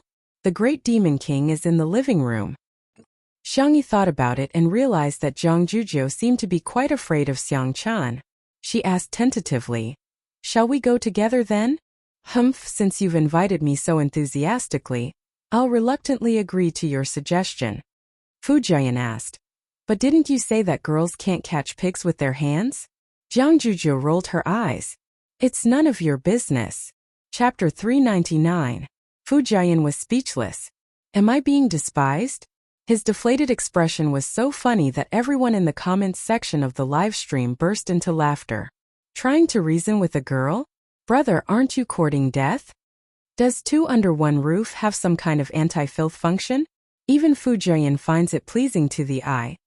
Shocking. A popular male celebrity is doing such a thing in broad daylight with two girls. Amidst the commotion of the audience, Xiang Yi and the other two arrived at the farm. The little black pigs were being reared on the hillside. Fu Jian asked curiously, Sister Yi, how many pigs do you have in total? Xiangyi said. Not many, just dozens. Hey. Fu Jian was shocked and he looked like a walking emoji. Let me do the math. According to 40 yuan per catty of pork and 50 kilograms per pig, each pig is worth 4,000 yuan. There are so many of them on the mountain. They're not pigs, they're money. Zhang Zhuzhou said in disdain. Look at how ignorant you are. Fu Jian scratched his head, feeling a little embarrassed. I'll go catch one first and see if I can catch one. It's cooler here under the shade, you two wait for me here. Xiangyi said. Actually you don't have to catch one. Zhang Zhuzhou interjected. Who are you looking down on? I'm not a good-for-nothing. I want to go too. Fu Jian said. Let's see who catches it first then. Xiangyi said. You really don't have to. The two of them didn't listen to her at all. They somehow felt like competing with each other and rushed up the hillside. Xiangyi was speechless. Forget it, as long as you guys are happy. Fu Jian and Zhang Zhuzhou had their eyes on the same little black pig. The two of them pounced on it from both sides, only to be defeated. The little black pig scurried away. Fu Jian said regretfully. What a pity, this pig is quite cute. Zhang Zhuzhou licked the corner of her lips and said. It should be delicious braised pork. Fu Jian was speechless. All of a sudden, a large, sturdy, and powerful black pig appeared in front of them, followed by a little black pig that was whining. Zhang Zhuzhou turned pale and exclaimed. It can actually call Daddy over. Fu Jian pulled a long face. Is it too late for us to call it Daddy now? The answer was that it was too late. The big black boar dug into the ground and charged at the two of them aggressively. Ah! As a result, the live stream was filled with the screams of two people being chased by pigs. Pig catching girl Coco Love. F***ck. What kind of stupid variety show is this? I'm dying of laughter in front of the screen. Fu Jian must be a comedian deep down. It's such a pity that he didn't go into crosstalk. Fu Jian and Zhang Zhuzhou fled frantically together with the cameraman. For some reason, they alarmed the black pigs nearby. All of a sudden, the scene was extremely chaotic and there were piglets running wild all over the hillside. Seeing that the situation was becoming more and more dangerous, the audience gradually felt that something was wrong. There won't be an accident, right? Is there something wrong with the production team? Arranging such a dangerous mission, aren't the artists' lives more important? If she falls, there might be a stampede. What if she hurts the girl's hand? She's a violinist. This is really the most confusing act of the year. Can't the vase fairy do it herself? Why did she let the crown prince and the girl take the risk? This is too much. I suspect that she's doing it on purpose. She's jealous of Zhang Zhuzhou. She's the chief of Orpheus. It's easy for people to be jealous of their friends. If she goes to Orpheus, do you think anyone will want her? Chapter 400. Some people were purely worried about the safety of the guests, while others were stirring up trouble, wishing they could trample on Xiangyi a few more times. There were only so many decent resources in the entertainment industry, and now that Xiangyi had become famous, she was bound to touch the cake of others. Some people didn't want her to become famous. There were also people guarding against her exploding to the front line. As the situation became more and more dangerous, Li Jinyu also panicked and shouted through the loudspeaker, "Everyone, don't panic. Come to my side first." Before he finished speaking, a little black pig that was passing by bumped into his leg and Li Jinyu fell to the ground. He was speechless. The cameraman, Old Zhang, did not forget to give him a close-up. However, no one could laugh now. The urgency of the audience seemed to be overflowing through the screen. Oh my God, His Highness can't take this hit. Xiangyi, can't you control your pig? I'm speechless. Where is she? Did she run away? How can she be so irresponsible? I'm speechless. Is the production team brainless? Why did they set up such a dangerous task? Someone said weakly, "The last time Sistery caught pigs, it wasn't this dangerous. This should just be an accident." This person had just defended Xiangyi, but he was criticized so badly that he began to doubt his life and shut himself up on the spot. Seeing that the chaotic situation couldn't be resolved, a clear whistle sounded. All of a sudden, the restless little black pigs quietened down. The whistle was melodious and immediately afterwards, the little black pigs all headed in one direction. Everyone at the scene was speechless. The netizens were speechless. Oh wow, is this a miracle? Everyone looked at the source of the whistle in unison, only to see a slender girl carrying a bag of corn and a bag of vegetables, standing by a small pond not far away and whistling. She scattered the corn and vegetables on the ground, and the little black pigs obediently ate. After they were full, some jumped into the shallow water by the small pond and snorted. The scene changed from a violent and dangerous pig chase to a warm and harmonious rural life. The netizens were speechless. Didn't she just say that she didn't have to catch the pigs? Damn. Sister E was really strong. Carrying 2 such big sacks in one go? Anyway, I can't carry it. Those who scolded and ran away come out and get beaten up. Xiang Yi went to get some food. Who knew that they would be chased by pigs? Instantly, the group of people who had scolded the most fiercely just now were too embarrassed to say anything. It turned out that not only did she not abandon them, she even appeared to help them out. Phew!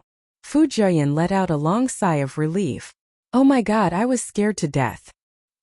He was drenched in sweat from running and his clothes were stained with grass and mud because he had been protecting Jiang Juzhou just now. Jiang Juzhou, who was at the side, wasn't much better than him. Her meticulously permed hair had already fallen apart and the bow on her head was crooked too. She walked towards Xiang Yi fiercely. Fu Jiayan was shocked. Could it be that this eldest miss was going to settle the score with Sister E? He was not the only one. Many people in the livestream had the same thought. Oh, someone is going to be unlucky. Serves her right. Who told her not to appear earlier and make Jiang Juzhou so disheveled? Let's fight, let's fight. Let's tear our hair apart. It's finally time for a fight. I'm so excited. However, to everyone's surprise, Jiang Juzhou stood still with her hands on her waist. Hey, I want to eat that pig for lunch. Chapter 401. Everyone was speechless. What the hell? Sister, do you still remember that you're a noble and elegant violinist? Xiang Yi asked in a gentle voice. Huh? Which one? That one. Jiang Juzhou felt extremely aggrieved. It's rubbing my butt. Humph. I'm going to eat it. Jiang Juzhou was very willful but Xiang Yi indulged her. Okay, we'll kill it later then. The netizens were appalled. Little black pig. It can't escape the punishment of fate. Ha ha ha ha. This girl is so cute. Sister E is a woman who says the cruelest things in the most gentle tone. Pigs are so cute, how can one be enough? Why don't you kill 2 more and hold a fan lucky draw? The disheveled Fu Jiayan seemed to have had an epiphany as he muttered. So this is the correct way to complete the bathing task. Heaven and man are one, the Tao is natural, people and the environment get along harmoniously. Ba, little piggy, I wish you a speedy ascension to heaven. No wonder Xiang Yi said that there's no need to catch them. It turns out that if I feed the pigs by the small pond, they'll jump in and bathe themselves. The netizens teased. Fu Jiayan master, I'm enlightened. Is the crown prince trying to expiate souls? Fu Jiayan is a comedian. Major variety show dads, please look at our brother. This segment was too entertaining. Li Jianyu sighed with emotion. Back then, when Shi Sui asked him to invite Xiang Yi, he did so with the intention of getting a buy one get one free deal. But now, it seemed that Xiang Yi was the treasure that he had bought, and Shi Sui's father was just a freebie that was placed on sale at the supermarket. He even wanted to tailor a variety show for Sister E. Isn't it nice to be alone and beautiful? When the time comes, the variety show award would be within reach. Hey. Ruan Qing's voice pulled Li Jianyu back to reality. How much longer are you planning to sit on the ground? Li Jianyu snapped back to his senses and finally realized that he was still sitting on the ground. Ruan Qing reached her hand out to him in amusement. Li Jianyu was stunned and said weakly, Sister Ruan, can you not hit my face? I didn't know that this mission would have such a dangerous possibility. Previously, when Sister E was catching pigs, it was all very peaceful. Ruan Qing was speechless. I was trying to pull you up. So it wasn't him? Little Li, the sociopath, was ecstatic.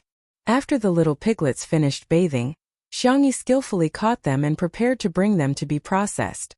She then arranged for Fu Jiayan to pick some ingredients. Pick some red and green chilies, 2 green onions and 2 heads of garlic. Thank you. Fu Jiayan was elated. Great. Sister E, you're the best. You gave me such a light job. Zhang Juzhou asked. What about me? Xiang Yi pointed at the glass greenhouse and said, why don't you take a rest inside and I'll make you a pot of flower tea? Fu Jiayan? Isn't this a double standard? Wasn't this double standard? The young girl washed her hands and made tea for Zhang Juzhou in a fluid manner. Before she left, she even helped Zhang Juzhou redo the bow hairpin. Zhang Juzhou was secretly delighted, but she still had to pretend to be indifferent. Okay, by the way, I want to eat braised pork trotters, Xiang Yi said. Okay. She carried the struggling little black pig with one hand and walked towards the kitchen. The cameraman asked, why are you so nice to Miss Jiang? Xiang Yi was puzzled. Isn't it only right to be nice to your friends? All of a sudden, countless people flocked to Shui's Weibo. Shui v Shui. If you don't come back, your wife is going to run away with someone else. Chapter 402. At the same time, at a certain movie premiere. Although Shui played a supporting role in the movie, his character design and scenes were very outstanding. After the premiere, the character that left the deepest impression on everyone was the one he played. Even during the interview, he was the one who was asked the most questions. Shui calmly brought the topic back to the main character. However, in the end, he still couldn't avoid the reporter's questions. Shui, some people say that you're lowering yourself by playing a supporting role for a newcomer, even though you've already won the Best Actor award. What do you think? Shui pushed his gold-rimmed glasses up his nose and said gently, I used to be a newcomer too. For actors, it's important to know how to portray their roles well. Shui, what's your upcoming work schedule? Aren't you going to join the cast? Shui said, I'll take into account external factors and my own situation to choose the most suitable script. I won't let down the audience's expectations of me. The reporters were a little disappointed, but they were used to it. When Shui had just debuted, his words were logical and watertight. Although it could be considered an art of language, it was still not a hot topic in gimmicks. Until someone asked, the netizens are voting. Does Sister E like a wolf puppy or a puppy? Which type does Shui think he is? Which type does Sister E like? Everyone was speechless. Awesome. That was the right question. For a moment, all the cameras were aimed at Shui, hoping to hear some juicy gossip. The handsome man raised his eyebrows and said lazily, Can't I be human? Someone laughed first, and the crowd burst into laughter. The reporter who asked the question held back his laughter and asked, Shui, do you think Sister E likes a wolf puppy or a puppy? Shui said, I know. She should like humans. The reporters realized that Shui actually had a humorous side to him. However, if one thought about it carefully, one would realize that there was a double meaning to his response. Sister E liked humans, but he was also a human. It could be understood that Sister E liked him, but she didn't use a definite tone, which made people's imaginations run wild. Damn, brother. Where can I buy your works? Xiang Yi was busy in the kitchen. Fu Jiayan was bored out of his wits and wasn't familiar with Xiang Yi's brothers either. Hence, he had no choice but to chat with Zhang Juzhou awkwardly. Zhang Juzhou wasn't in the mood. While playing with her cell phone, she answered indifferently. Suddenly, Fu Jiayan asked about Xiang Yi. When did you meet Sister E? Zhang Juzhou raised her head and said with certainty, 3.5 years old. You even remember this? Fu Jiayan was a little surprised. A 3-year-old child can't remember anything, right? I just remember. Okay. Tell me then, what was Sister E like when she was 3.5 years old? Zhang Juzhou got lost in her memories and paused for a moment before saying, she was pretty much the same as she is now. She was a crybaby, timid, weak, helpless, and pitiful. Fu Jiayan was speechless. Wait, are you sure you're talking about Sister E? She's just an annoying kid. Zhang Juzhou commented. Thinking about what happened in kindergarten, Zhang Juzhou got angry. Xiang Yi is very nice, but she's nice to every child. Anyone can share her after-meal fruits. She already has a harem at such a young age. She's so annoying. Chapter 403. However, in the ears of the netizens watching the live stream, her words sounded a little different. Haven't you guys realized that Xiang Yi doesn't have any friends at all? Who said she doesn't? Qin Wanyan is her best friend, yet she exposed her so easily. From this point you can see her character. Although Shui doesn't have many friends, they are all close friends. On the other hand, the vase fairy only knows how to seduce men. How could she have a true female friend? As the camera panned to the kitchen, Xiangyi's pork trotters were stewing, and the live comments were instantly flooded with new comments. Is this Xiaohei? It looks so fragrant. Wow, Xiaohei has such a good figure. She's neither fat nor thin. I'm drooling. Xiaohei, you guys are still lusting after my body at a time like this? Be a human. Sister E is weak, helpless, and pitiful? She's a devil who can catch a pig with one hand and sharpen her knife to kill a pig, okay? The comments section was very lively, but Xiangyi's expression was very calm as she quietly cooked. Every time she cooked, she would put her heart and soul into it. What might be boring for others was equivalent to relieving stress for her. The scene of a young girl cooking was pleasing to the eye, as if she was enjoying a piece of art. When the last dish was placed on the plate, Xiang Qi and Xiang Yu had already consciously come over to serve the dishes. Fu Zhiyan was still thinking about clearing his name, so he helped clean up the table and sat upright with a solemn expression. I can't eat too much. I'm going to steal the role of an otherworldly immortal. I just have to taste each dish. Besides, I don't believe that the previous live stream wasn't an act. Sister Yi's cooking did look delicious, but how delicious could it be? Fu Zhiyan picked up a piece of twice-cooked pork with his chopsticks, still thinking about how he had eaten at a top-notch restaurant that cost a few thousand yuan per person. What the F***ck? It was fatty but not greasy, salty, and slightly spicy. The slightly sweet taste suddenly bloomed on the tip of his tongue, capturing his taste buds in an instant.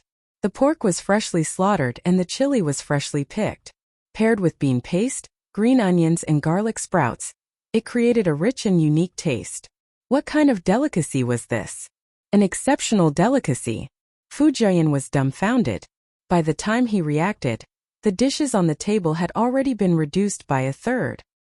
His pupils trembled as he looked at the scene in front of him in shock. Hades had brought his own big bowl of rice, but Xiang Yu's bowl was even bigger than his. Perhaps it would be more appropriate to describe it as a small basin.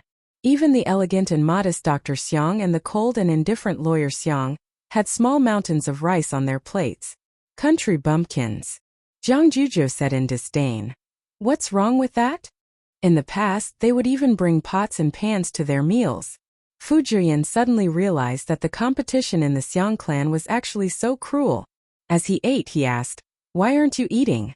Jiang Jujo picked up a piece of stir-fried vegetable elegantly and rinsed it with water before eating it. She raised her head arrogantly. The orchestra is about to perform. I'm the lead violinist.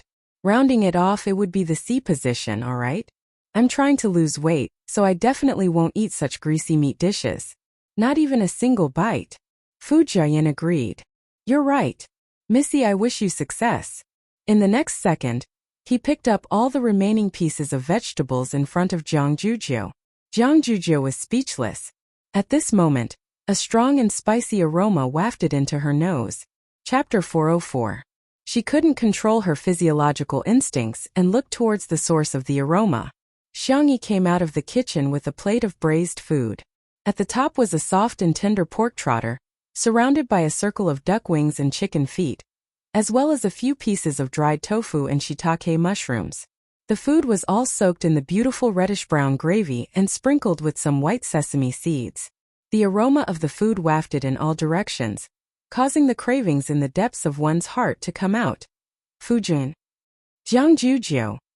The brothers of the Xiang family were obviously immune to their sister's delicacies as they all looked rather calm. However, the impact on Fu Zhiyan and Jiang Jujo was too great. It smells so good. How can it be so fragrant? Gulp. Fu Zhiyan couldn't help but swallow his saliva. Xiangyi placed the braised food platter in the middle of the dining table and said, I asked around and everyone can take spicy food, so I made some spicy food. Try it. By the way, I'll go get some soy milk. The little girl got up to get the soy milk, and the table immediately went into battle mode. The brothers of the Xiang family exchanged glances and sparks flew everywhere. Fu Zhiyan was so cowardly that he didn't dare to move his chopsticks at all. Jiang Jujo thought of her bold words just now and decided not to move her chopsticks for the sake of her pride. Soon the brothers of the Xiang family decided who was better. Sangchen was the first to move his chopsticks and picked up a few pieces of pork trotters that were just right for his mouth. Xiang Li was the second to move his chopsticks and he picked up all the vegetarian dishes. Xiang Qi and Xiang Yu were carnivores, so one of them picked up a duck wing while the other picked up chicken feet. When it was Fu Jian's turn, he picked up a small piece of pork trotter that had fallen on the plate and stuffed it into his mouth. It was fragrant at first, but it soon turned numb and spicy on the tip of his tongue. The meat was soft and tender, and even the bones seemed to have been stewed. The sauce rubbed against his mouth and brought out a sweet aftertaste. After swallowing the small piece of meat, it really melted in his mouth and left a rich aftertaste. It was different from Fu Jian's initial imagination. Once he tasted it, he really got carried away. Only tasting each dish and not eating more? No way. Fu Jian fully demonstrated to the audience what an adult man's appetite was. He wished he could bury his face in his bowl and enjoy the food. The netizens were speechless. This is like a pig entering a granary. Your Highness, what kind of delicacies haven't you eaten before? Do you really have to enjoy them so much? It's over, the calm and collected crown prince in my heart is gone. All that's left is this heartless eating machine in front of me. As for Zhang Juzhou, she had fallen into a painful struggle. Eat. Not eating. Ah. Xiangyi's clear voice sounded in her ears. Juzhou, go ahead and eat. The girl took the initiative to give her a piece of pork trotter. Didn't you say you wanted to eat this? Zhang Juzhou pulled a long face and said arrogantly, is that so? I don't even remember. If I ask you to do it, you will do it. If others ask you to do it, you will do it. Humph. Xiangyi said. Yes. She seemed to have realized something. Sorry, I'll change my chopsticks. She didn't notice that she was using her own chopsticks. Although she hadn't started eating yet, Zhang Juzhou might have minded it, so she didn't eat. She brought a clean plate for Zhang Juzhou and used the serving chopsticks to pick up some pork trotters, duck wings, mushrooms, and so on. She had gathered all the dishes on the platter. Seeing how careful Xiangyi was and how she treated her like a stranger, Zhang Juzhou was furious. Do I have to eat just because you asked me to? Why should I listen to you? Chapter 405. Xiangyi looked at Zhang Juzhou in bewilderment with her clear eyes. She was the one who said she wanted to eat. Why is she angry now? Women are really unpredictable. In the live stream, there were inevitably some haters who came out to criticize Zhang Juzhou because of her attitude. Welcome, Chief Zhang is slapping the vase fairy in the face online. She can't be bothered to care about you and yet, she's giving you the cold shoulder. What a joke. I feel embarrassed for Xiangyi even through the screen. You should check if you're worthy of being friends with Zhang Juzhou or not. The actress is obviously jealous.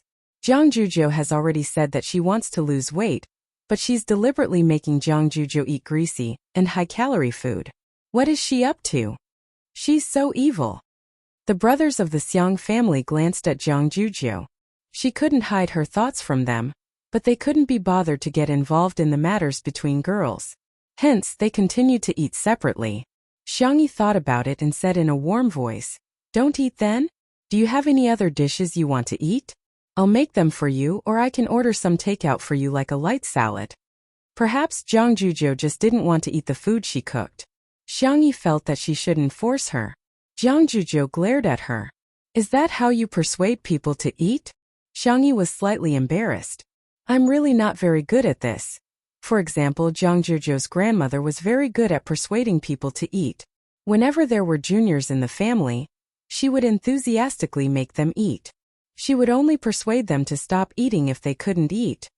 Humph. Zhang Juzhou picked up her chopsticks and said arrogantly, Since you've already cooked, I'll try it. I'm telling you, if it's not delicious, I'll spit it out. Xiangyi nodded obediently. Atrocious. How can I be so cute? The tips of Zhang Juzhou's ears turned red.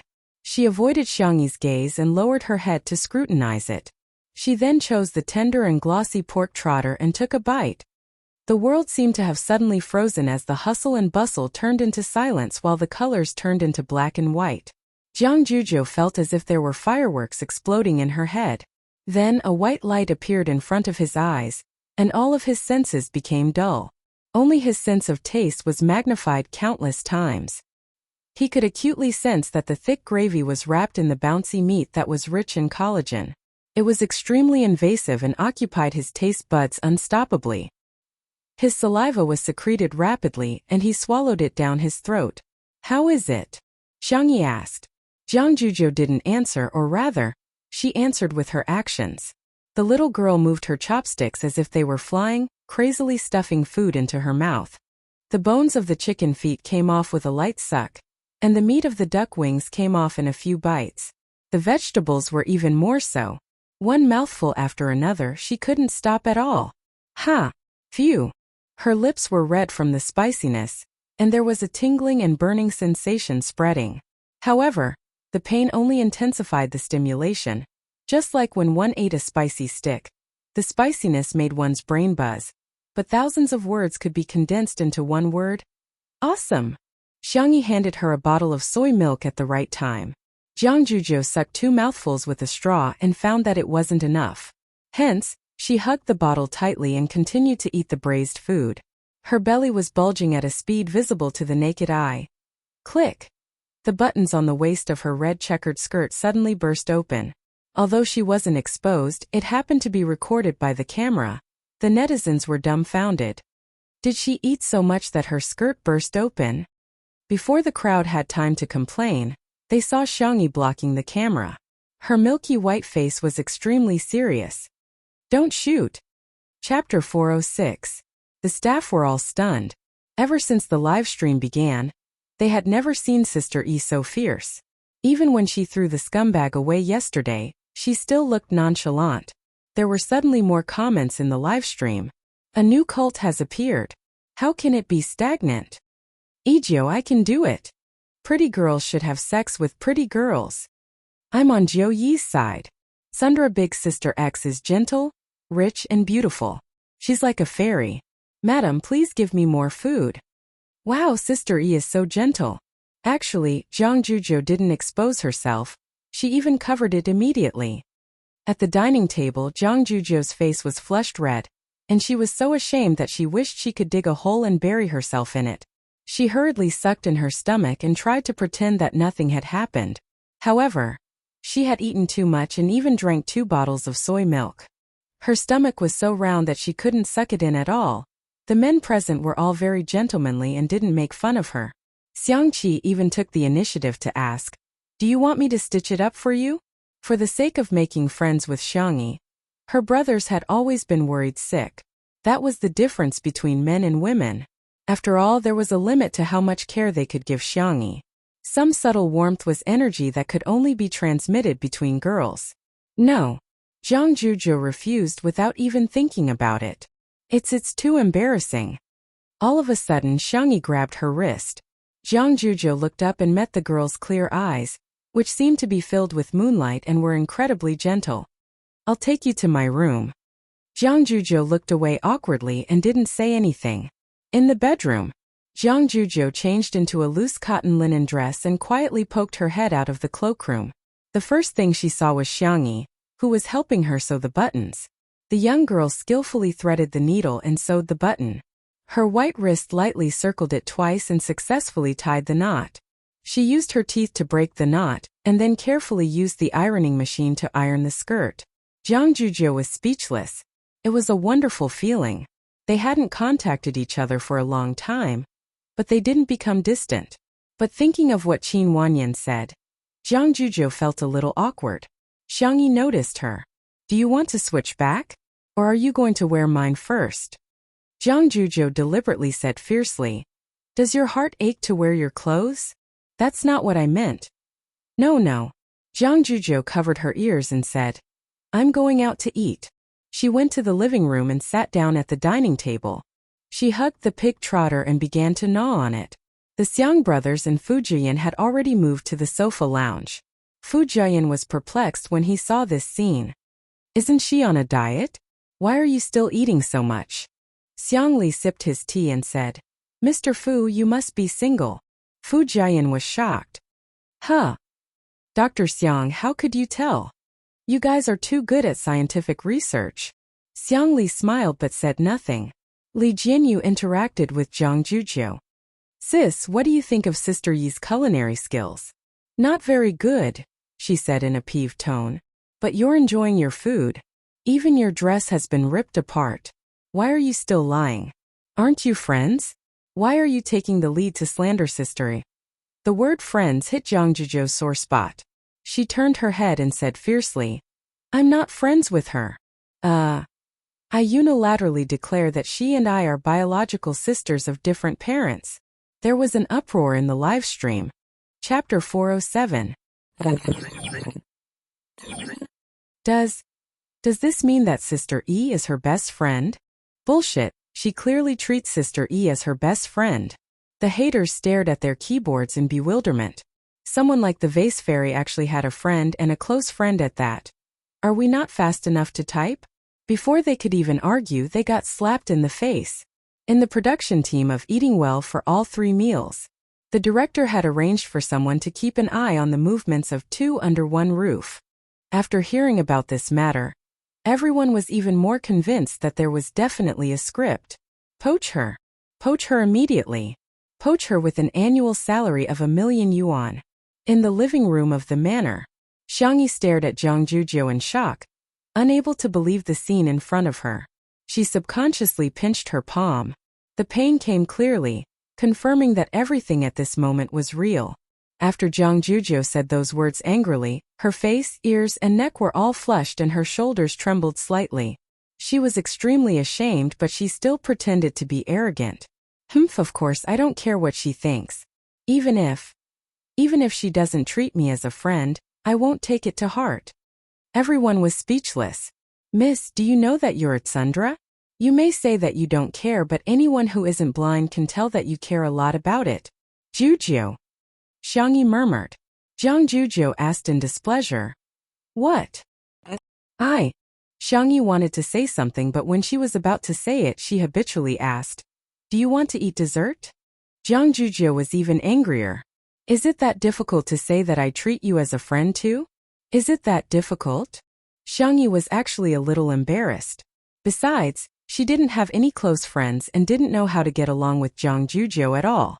Hence, she could only treat Zhang Juzhou like how she had successfully wooed her brothers. What do you want to eat? I'll make it for you, Zhang Juzhou said seriously. When her brothers heard this, their expressions were different, but they all felt the same. They were a little jealous. Xiang Yi's words were like a password to Zhang Juzhou, but they could easily decipher it. When his younger sister said, I'll cook for you, there was basically no emotional meaning behind it. She simply liked to cook. When his younger sister said, I'll cook for you, it meant that she had a good impression of this person and was close to him. When his younger sister said, What do you want to eat? I'll make it for you, this meant that she had a strong impression of him. If it were a man, they would have suspected that Xiang Yi was confessing. Zhang Juzhou pouted and said, I'm going to take an afternoon nap later, and then have afternoon tea. All right.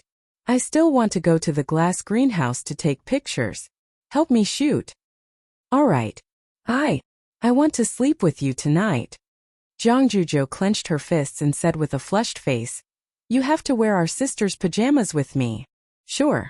Zhang Juzhou's eyes were glistening and she seemed to be trying to hide the joy in her heart. She lowered her head and took a few more bites of food, but the corners of her mouth were raised high. Her brothers. Was this the friendship between girls? In the live stream, the fans of the Ijo couple were celebrating. Sure Sui. Am I not worthy? Juzhou yes. Medic. Give me an injection of insulin. Woohoo, sleep together. Our Juzhou is the rightful wife. No one dares to refute, right? Sister E is so good at doting on others. Sob sob sob. Is this what sisterhood is like? Chapter 408. The netizens in the live stream chatted excitedly about the couple, and someone took screenshots of it and submitted them to a famous verified account. All of a sudden, they were all laughing and mocking Sure Sui. After Sure Sui attended the premiere and the celebratory banquet, Si Chuanbai showed her the trending searches. The man who had always been strict and meticulous was obviously trying to hold back his laughter at this moment. You've been despised by the netizens again. Sure Sui raised her eyebrows and noticed that he used the word again. After casually browsing through the process of the matter, he couldn't help but laugh. It's a good thing that Sister E has friends. After all, there was a 7-year age gap between him and Xiangyi, and the two of them didn't have much interaction in the past. However, he had seen how lonely she was when she was in school. She kept skipping grades and getting busy all the time. In his impression, Zhang Zhuzhou was the friend she had been hanging out with for the longest time. Si Chuanbai said, "You're quite open-minded.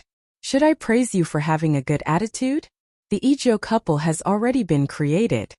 Shi Sui sat in the nanny van, crossed her long legs lazily, and slowly loosened her tie. Changed the navigation to the manor.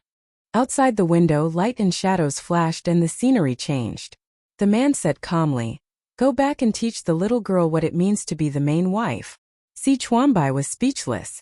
Indeed, he and the netizens were overthinking. So what if she's at Sundra? Shi Sui has never lost. While Zhang Zhuzhou went to take a nap, the live stream was paused and Li Jinyu announced for everyone to take a 2-hour break. Xiangyi was in a state of excitement and couldn't fall asleep at all. She ran to the kitchen, picked up a taro, peeled it, and got ready to steam it to make mashed taro. She remembered that Zhang Zhuzhou liked it. Suddenly, a few tall figures walked in from the kitchen. Xiangli came over and took the initiative to peel the taro for Xiangyi. After the acupuncture, his hand had improved a lot. Xiangyi was sitting on a small stool and playing with a game console. His hand speed was astonishingly fast. Xiangqi leaned against the wall lazily and yawned, wondering why Xiangyu had gathered everyone. Sangchen stood tall and slender. Even though he was dressed in casual clothes, it was difficult to hide his oppressive aura. He said indifferently, "Let the family meeting begin." Xiangyi was slightly startled. She was hesitating whether she should put down the taro, but then she heard Xiangli say, "Relax. We're mainly talking about whether that person will come back." Xiangqi felt as if he had been struck by lightning. My guess can't be right? Xiangyu looked up with a blank expression. Sangchen glanced at Lao San and Lao Si, who were asking for a beating. He forced himself to be patient and explained to them how Xiangyi's body had been possessed for the past year. Although Xiangqi was surprised, he accepted it very well. Xiangyu was a little confused. Xiangyi steamed the clean taro and the purple potatoes that were used for coloring. Her tone was somewhat helpless as she said, "I asked Xiao Naofu, but it has no way of contacting the main system, so I'm not sure." Xiangyu? Wasn't Xiao Naofu just an ordinary kitten? Probably because his expression was too shocked. Xiangqi patted him on the shoulder. "Hey, it's okay. Little uncle must be stupider than you." He would never guess that in the past year, little sister wasn't little sister. Xiangyu. Comparing him to little uncle? Thank you, but he wasn't comforted. Xiangli, who had the highest IQ, frowned. "If there's no way to take a shortcut, then we can only use the stupidest method." Everyone looked at him in unison. According to the known situation, the premise of soul replacement should be that little sister is injured or in a weak state. Then, the simplest way is to find someone to protect her 24 hours a day. Chapter 409. Sangchen asked, "Bodyguard? I'll go look for one and see if there are any suitable ones." Xiangqi interjected, "You have to find a female bodyguard. A male bodyguard can't be guaranteed to be around 24 hours a day." Xiangyu's brain twitched. "A boyfriend can." In an instant, the three brothers cast murderous glances at him. Xiangyu wished he could die on the spot. He said, "I was just kidding, is it funny? Haha. Ha ha ha." He laughed dryly as cold sweat broke out on his forehead, for fear that his brother would teach him a lesson. Sangchen glanced at him and couldn't be bothered to argue with him. He said calmly, "I'll make the arrangements." Xiangli said, "I think I can apply for official protection of family members. Let me make a call to confirm." Xiangqi exclaimed, "I'll go ask around too." Xiangyu said, "I'll ask my friends too." The few of them were very efficient. As soon as the taro and purple potatoes were cooked, Xiangyu learned that she had 10 bodyguards. The corners of her mouth twitched. Isn't that a little too much? Actually, I can protect myself too. 10 is too much. Don't let your guard down. Don't worry, I can afford it." Xiangyi had no choice but to accept their good intentions. After the family meeting, the brothers left one after another. After all, they all had things to do. After sending her brothers away, Xiangyi was a little melancholic, but she soon accepted reality. She cherished it even more because it was too difficult to get together. Zhang Zhuzhou woke up from her afternoon nap and scurried out of the guest room to look for Xiangyi. After wandering around, she saw Xiangyi in the kitchen. The young girl was quietly preparing the ingredients for milk tea, which were her favorites, such as mashed taro and taro balls. The light in the oven was on and the aroma of cookies wafted out. It was a warm and quiet scene. Ding! It was time for the oven to open. Xiangyi took out the cookies and tasted them. Seemingly thinking that they tasted good, the young girl tilted her head and gave herself a thumbs up. Zhang Zhuzhou. Ah, my sisters are so cute. Sensing Zhang Zhuzhou's gaze, Xiangyi looked over and said with a smile, "You're awake. Do you want to go for afternoon tea?" Zhang Zhuzhou folded her arms arrogantly and said, "Since you've already invited me, I'll consider it." A second later she nodded. "All right, I've thought about it." Xiangyi. Really? Then I'll bring the food to the glass greenhouse. Zhang Zhuzhou sounded awkward, but her body was very honest as she took the initiative to share half of the burden with her. It just so happened that the staff had almost rested. Li Jianyu shouted and prepared to shoot the afternoon tea of the two girls. A few minutes later, the netizens received a push notification for the live broadcast. When they clicked on it, what appeared in front of them was a scene that looked like an idle drama. The wind was gentle, the clouds were light, and the distant mountains were beautiful. The sunlight was refracted through the glass, and the flowers and grass grew luxuriantly. On the round table covered with a lace tablecloth, there were delicate biscuits and milk tea. There were a few freesia in a slender porcelain bottle. The two girls were sitting opposite each other, leaning against the recliners and swaying slowly. The white and soft kitten was nestled in Xiangyi's arms, while the silly little Shiji was squatting by Zhang Zhuzhou's feet. Zhang Zhuzhou took a bite of the biscuits and milk tea, squinting her eyes in bliss. "I'm taking screenshots like crazy. This is so beautiful. The director is so good. This is my ideal life." Uh-huh. I think I saw Shui coming back. He's at the entrance at the bottom left corner of the screen. Let him go. Let him run away from home. Chapter 410. Ha ha ha. Are you serious about telling Shurindi to run away from home? My mom is asking me why I'm laughing like a pig. The camera panned to a distant view. The man was dressed in a tailored black suit that accentuated his height and long legs. His tie was loosely tied, and a few locks of his hair were hanging down. He looked relaxed and casual.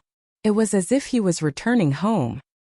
He locked his gaze on Xiangyi, who was in the glass greenhouse, and strode over with his long legs. The comments in the live stream were instantly flooded. Shurindi in a suit can do it. His legs are at least 2 meters long. They're even better than models. He's so immersive, I feel like he's going to unbuckle his belt in the next second. Si Chuanbai was watching the live stream in the nanny van. When he saw the comments, a smile appeared on his face. Looking at the comments, it was indeed the status of the main wife. His phone vibrated and he picked it up. Anan's anxious voice came through the receiver.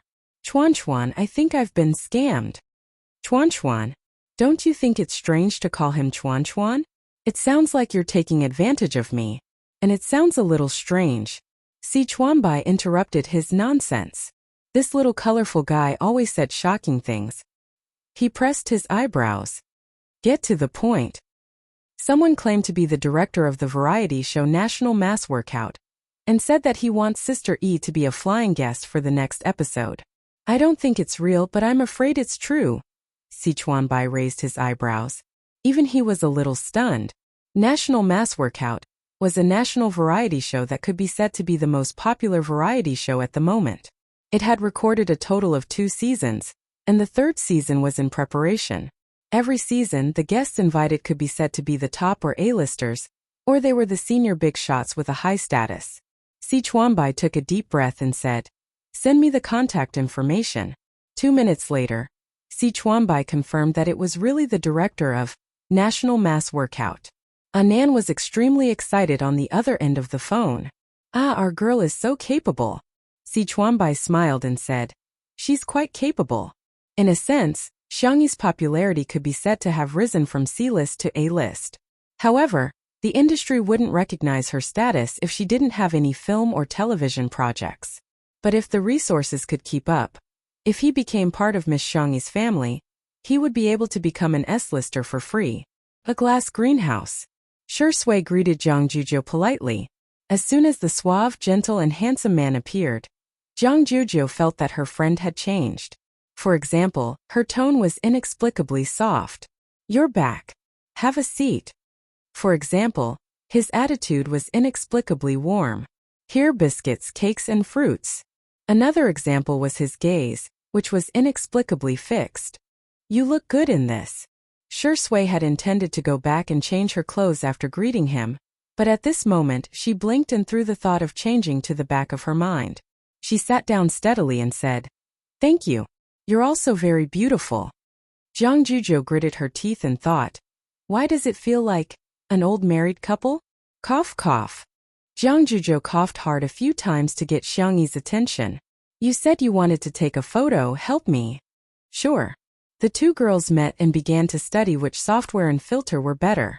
A certain best actor quietly raised his hand and unbuttoned the top two buttons of his shirt. Whoosh! Xiangyi subconsciously looked over, just like the attraction of the sun to sunflowers. Chapter 4:11. His black tie was loose and the top of his snow-white shirt was slightly open, revealing his clean and clear collarbone. His skin seemed to be a mixture of moonlight and snow, fair and delicate. Xiangyi seemed to have been bewitched as she couldn't look away for a while. "I think this retro filter is quite nice. It gives off the feeling of a Renaissance oil painting," Zhang Juzhou murmured, only to realize that Xiangyi was distracted. She looked in the direction of her gaze. "Damn. How can my sister be bewitched by a man?" Zhang Juzhou was puzzled. She was extremely frustrated and poked Xiangyi's arm with her finger. "We agreed that you would take photos of me." Xiangyi seemed to have woken up from a dream. "Ahem, I'll take photos for you then. Stand over there, the light is better." Zhang Juzhou happily went to take photos and even raised her eyebrows at Shui provocatively. "Men are bullshit. Sisters are treasures." In the live stream, the netizens were delighted to see this scene. "Jealous Sui, disdainful Juzhou. Shui is a man but his collarbone is even more pronounced than mine. Oh my god, I love men who are relaxed, lazy and abstinent. Shui, undo a few more buttons. I don't lack this bit of traffic." Xiangyi patiently took photos of Zhang Juzhou. After taking dozens of photos, the two of them huddled together to discuss which one looked better. Thanks to her narcissistic third brother, Xiangyi's photography skills and aesthetic sense were both on point. Zhang Juzhou looked like a noble girl from the Middle Ages. A professional photographer had once taken photos of Zhang Juzhou, and the composition and angle of the photos were impeccable. However, Zhang Juzhou felt that Xiangyi's photos were thousands of times better than those taken by a professional photographer. However, her tone was still arrogant. You're just a so-so. You haven't improved at all after so many years." Her body, however, was very honest. She held Xiangyi's arm with her hand, which was a gesture of intimacy between sisters. Shui saw this scene. He calmly picked up the glass of water and sipped slowly. Swoosh! Xiangyi looked over again like a good-for-nothing. Under the warm light, every part of the man's face was perfect. He raised his snow-white neck, his Adam's apple moving up and down as he swallowed. His pale thin lips were wet with water. He frowned and licked the corner of his lips, seeming to be intentional or unintentional.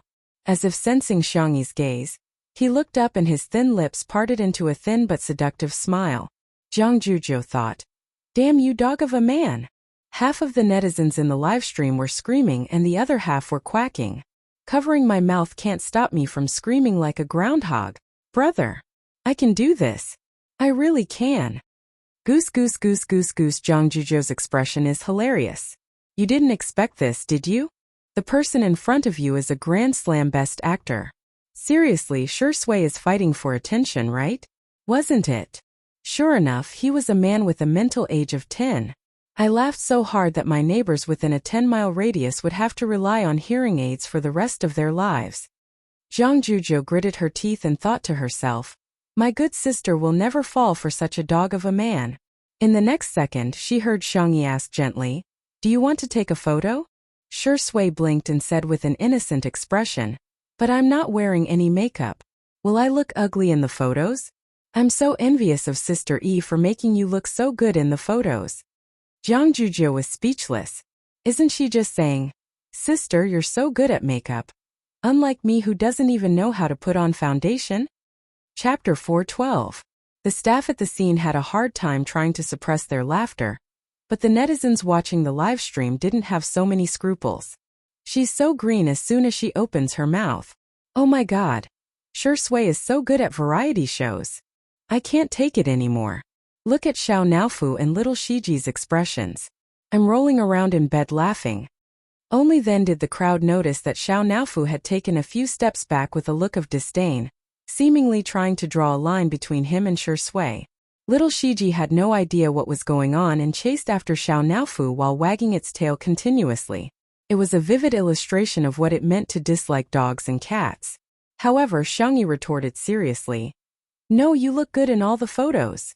Sure Sui was slightly stunned, but after a moment, he couldn't help but burst into laughter. It seemed that Xiangyi had an inexplicable trust in him at all times. Just that, he suddenly felt a sense of guilt. He stopped teasing her and said in a low voice, I'll leave it to Sister E then.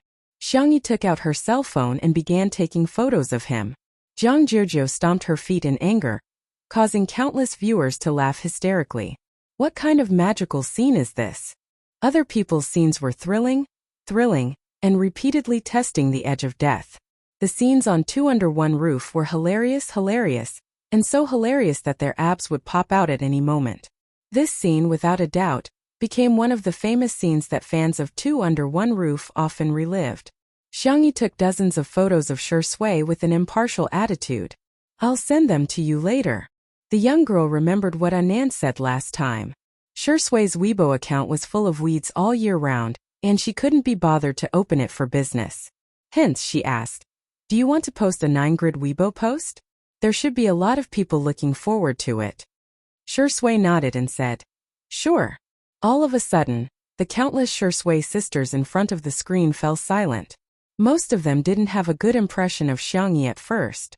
After all, Xiangyi's reputation was too poor previously, and she had been criticized on the internet for nearly a year. Hence, everyone would be affected and prejudiced against her. But after Sure Sui joined Two Under One Roof, he really changed. He used to be on set all year round, and there was almost no activity except for his work. His fans couldn't catch any traces of his life, and many even pessimistically thought that he didn't care about his fans at all. However, Two Under One Roof allowed everyone to see the relaxed side of Sure Sui, especially his interactions with Xiangyi. Only then did they realize that he also had a childish side. When he was childish, he would even bully kittens. This Sure Sui might not be perfect, but she was very real. Now, Xiangyi even urged Sure Sui to open for business. That feeling was really subtle. Sometimes there was no reason to hate someone. Similarly, having a good impression of someone was just as sudden. Sure Sui was typing something on her Weibo account while Jiang Juzhou seized the opportunity to grab Xiangyi's wrist. That.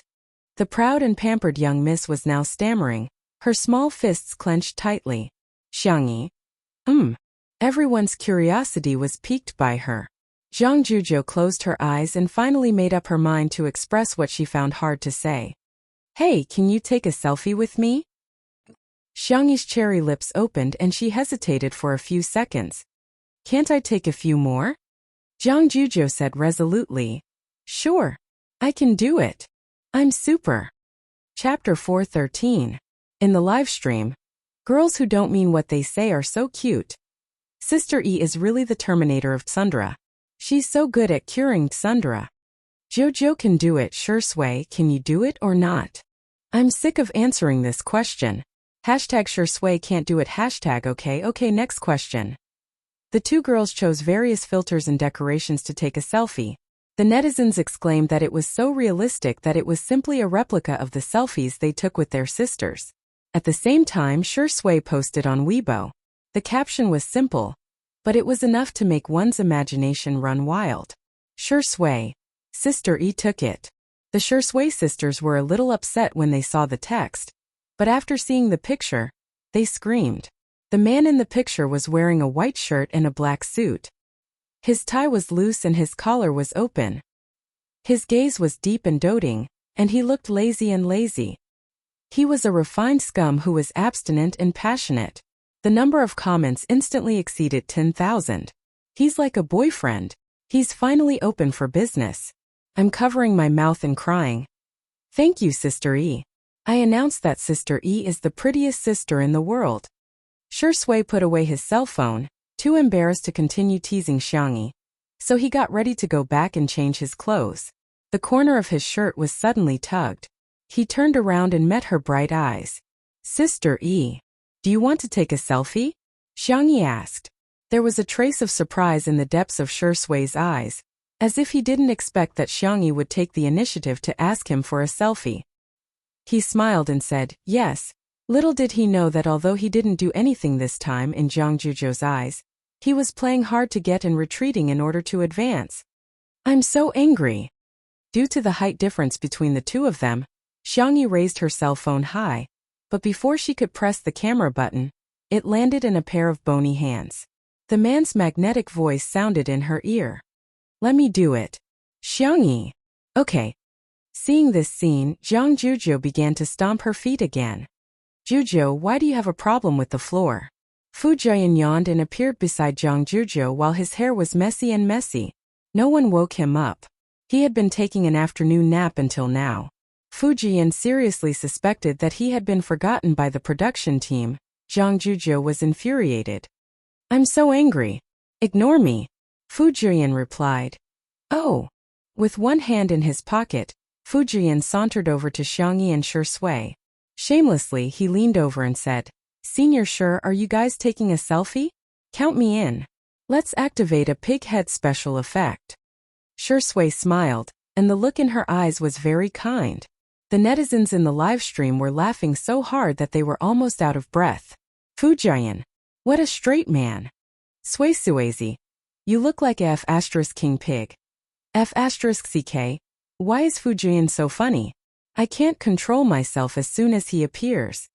Fu Jian's manager almost fainted when he saw this scene through the live stream. Bro. I told you to clear your name. Why are you ruining your own image? I told you to talk less, do more, and pay attention to your image. Have you forgotten all about it? Your brain is a good thing. Forget it if you don't use it well. You can't have not used it even once after more than 20 years, can you? The manager drank some oral liquid and opened the pop-up comments while trembling. He was already prepared for Fu Jian to be criticized by the netizens until he quit the entertainment industry. Whoosh. The screen was filled with ha ha ha ha comments that were so dazzling that it hurt the manager's eyes. The manager was speechless. Chapter 4:14. 1 minute 2 minutes. The expected flood of negative comments didn't appear. On the contrary, the netizens' comments were all positive.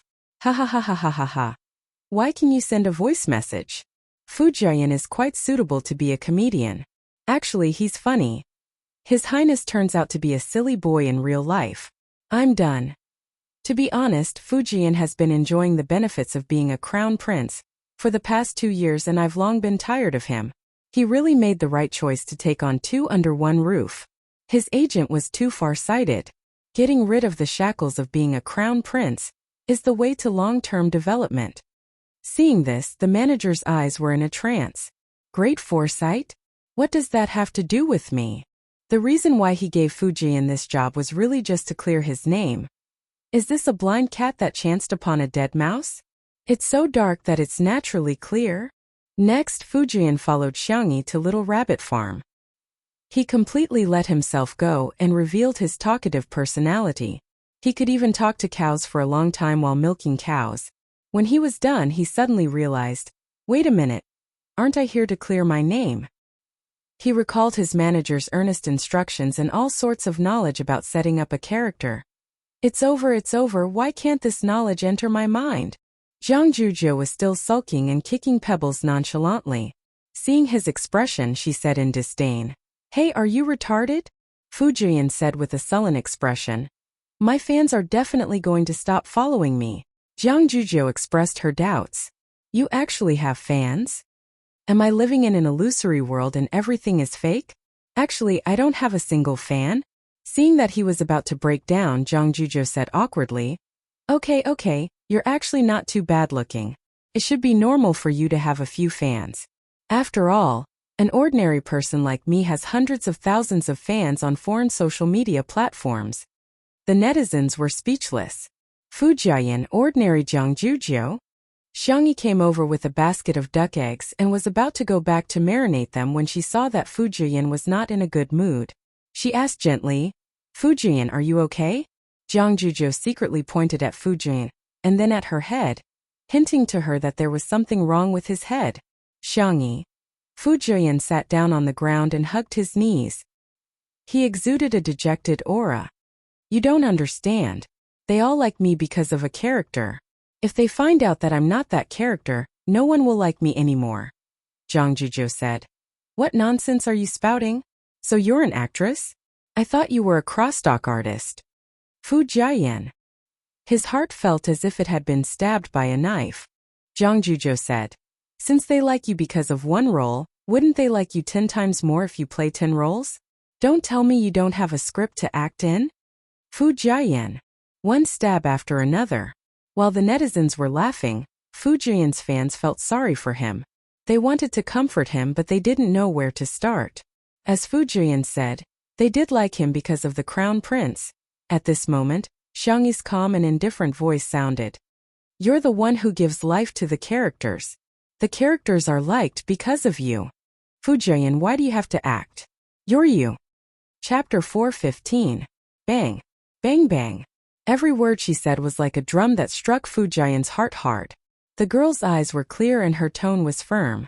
Every word she said gave him a strong conviction. You are you. You are you. Fu Jiayan fell into deep thought. In front of the screen, Fu Jiayan's fans also came back to their senses.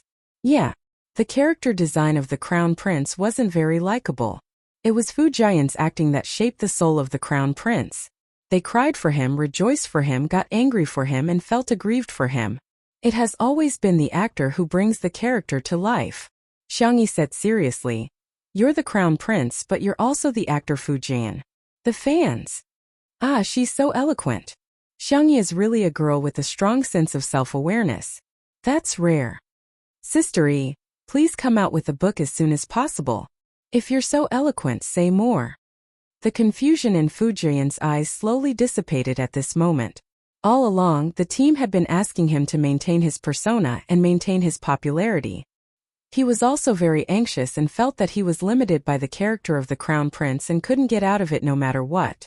In the past 2 years he had acted in a few dramas, but compared to the other roles they didn't seem that outstanding.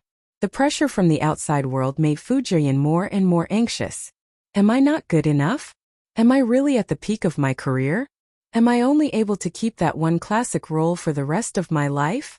At the most extreme moment, he even developed feelings of self-loathing.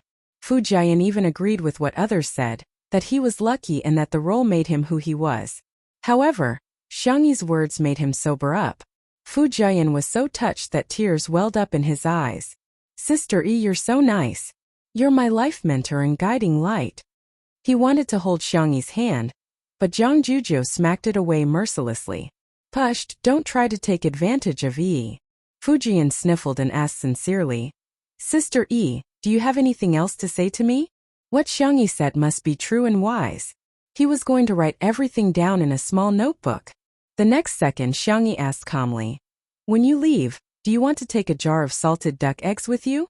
Fu Jiayan. Question mark. The duck eggs this time are big, and they are all double yolk eggs. After marinating, the golden yolk will drip with oil when poked. Fu Jiayan? You don't like it? What about bringing a jar of kimchi? I've made cabbage, radish, and beans. I've also made soy sauce and chili sauce. There are also many kinds of jam. You can take your time to choose. To the production team, Fu Jiayan and the others were guests. But to Xiangyi, they were all guests.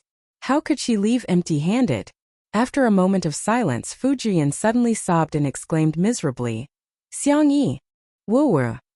I also want to unilaterally announce that you are my biological sister from a different mother. Zhang Juzhou exclaimed, Get lost, you plagiarized my poem. Fu Jiayan seemed to be on steroids as he cleaned the house, chopped firewood and fed the chickens. He couldn't stop at all.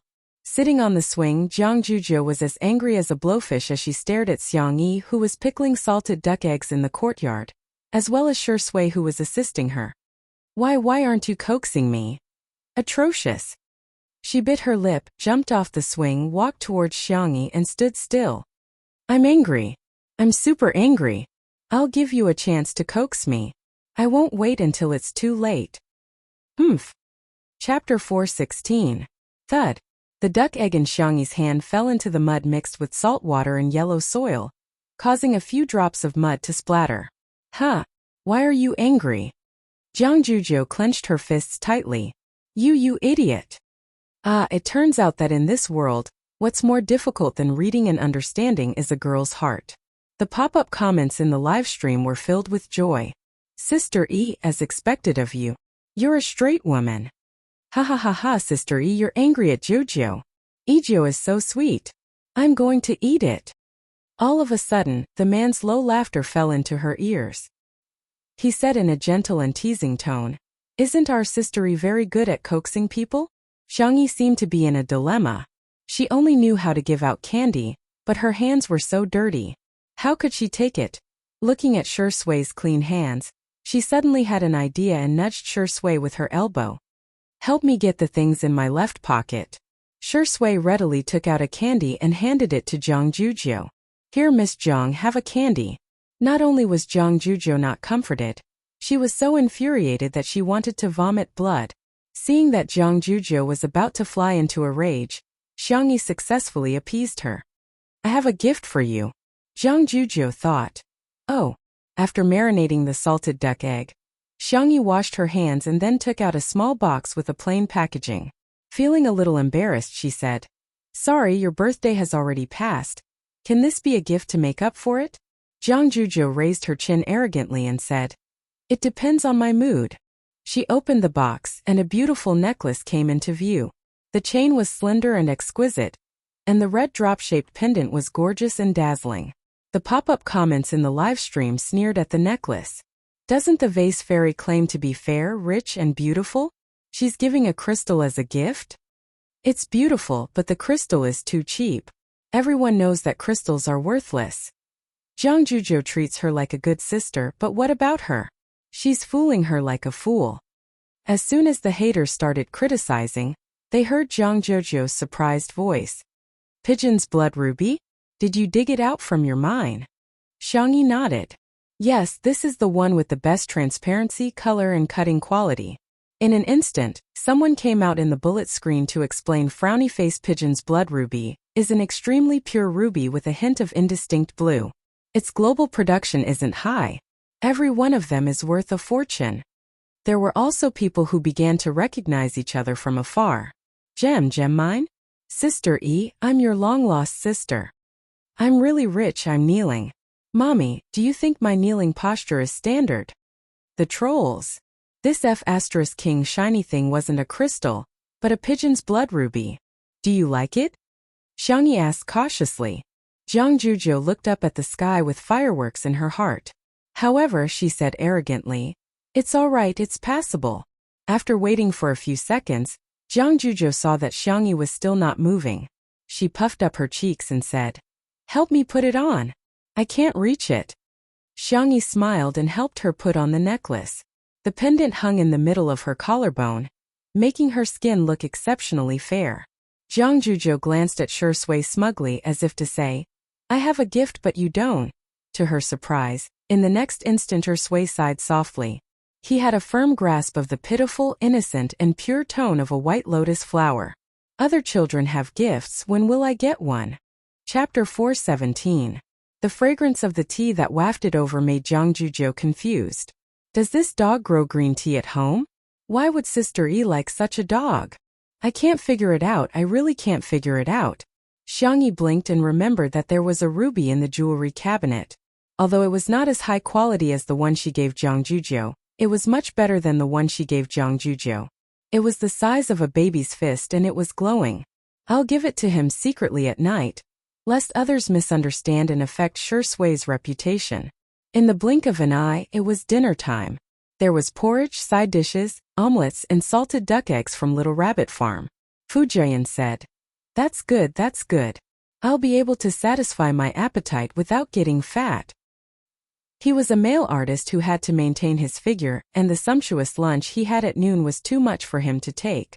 I should be able to bear with it at night, right? Fu Jian picked up an omelette and started chewing. The ingredients for the omelette were the eggs laid by Xiangyi's chickens, which Fu Jian had collected. He then mixed them with flour and a few vegetables to form a thin omelette. He also added some pepper to make it taste better. The pale yellow omelette was still warm, and it was decorated with chopped vegetables. It was so thin that it was almost transparent. The original omelette was rich in aroma, and it could also be rolled in chili oil according to one's taste. The fresh and spicy taste would fill one's taste buds. Hey! Fu Jian's pupils dilated in disbelief.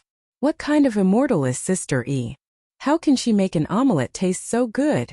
Hence Fu Jian, who had been saying that there was no possibility of him gaining weight, ate a biscuit in a few bites.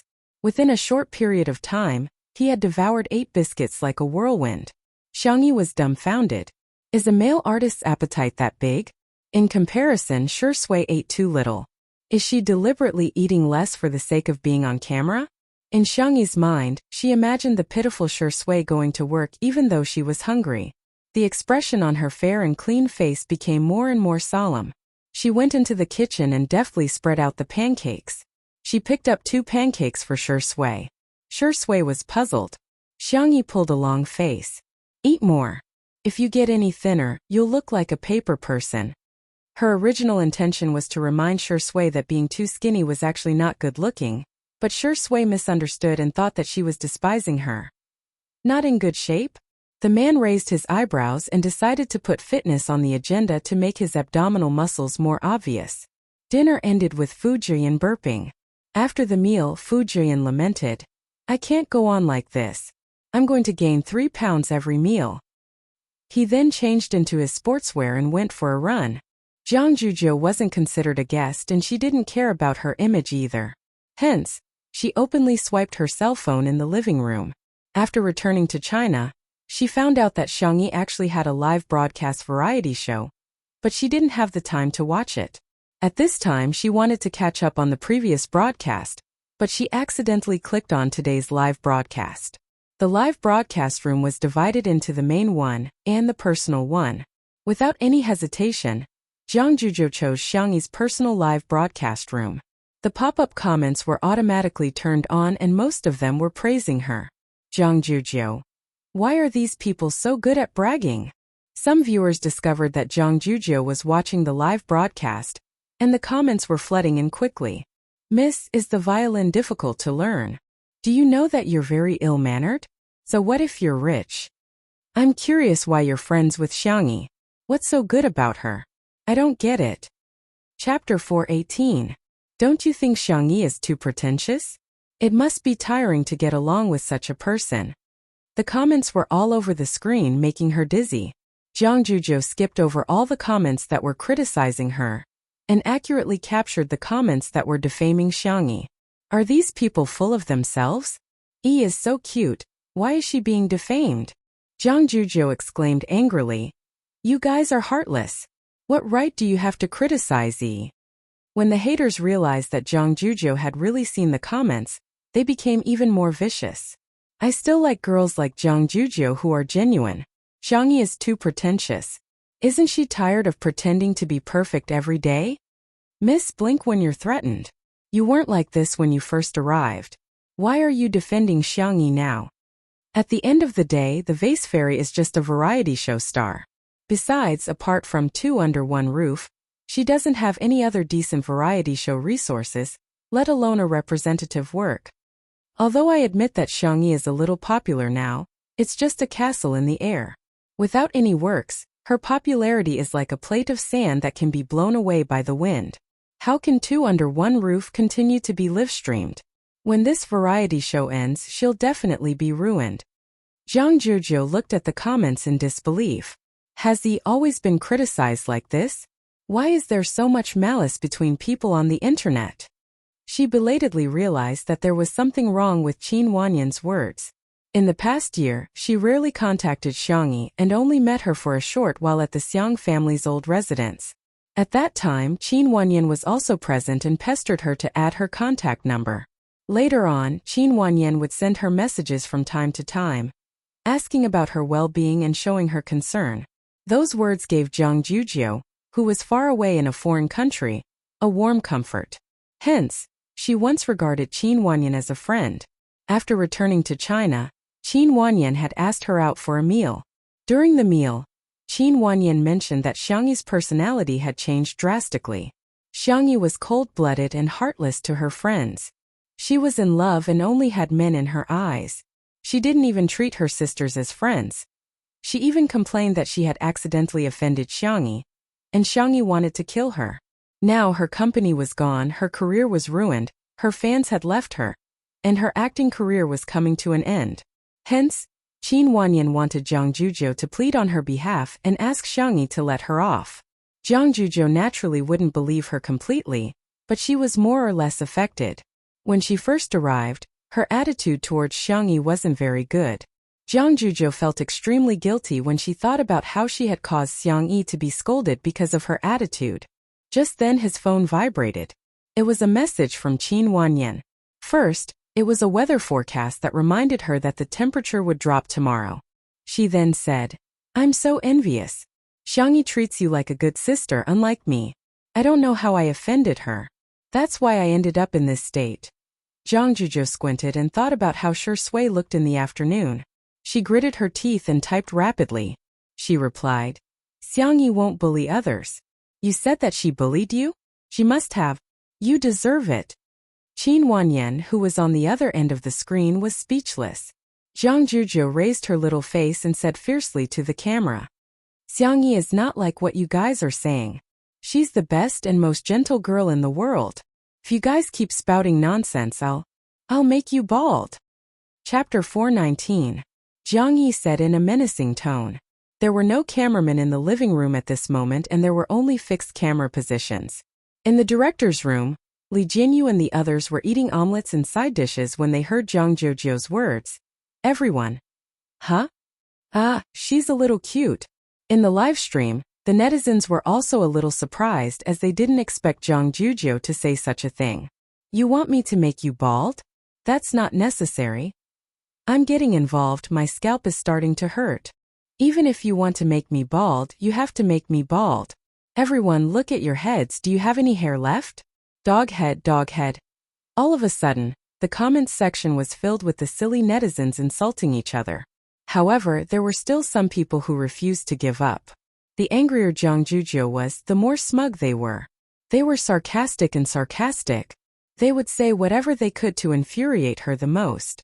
Zhang Juzhou clenched her fists tightly, wishing she could go online and beat those bastards up. A clear and gentle voice saved Zhang Juzhou's bad mood in time. "Juzhou, can I wear these pajamas?" It was That realization made Zhang Juzhou calm down. She turned around and saw that Xiangyi had picked up two pajamas, one of which was pink and white with rabbit ears and the other was creamy yellow with bear ears. Xiangyi remembered everything she said casually. Zhang Juzhou suddenly felt less angry. What's the point of being calculative with fools? They're already very pitiful for being brainless. It's all right.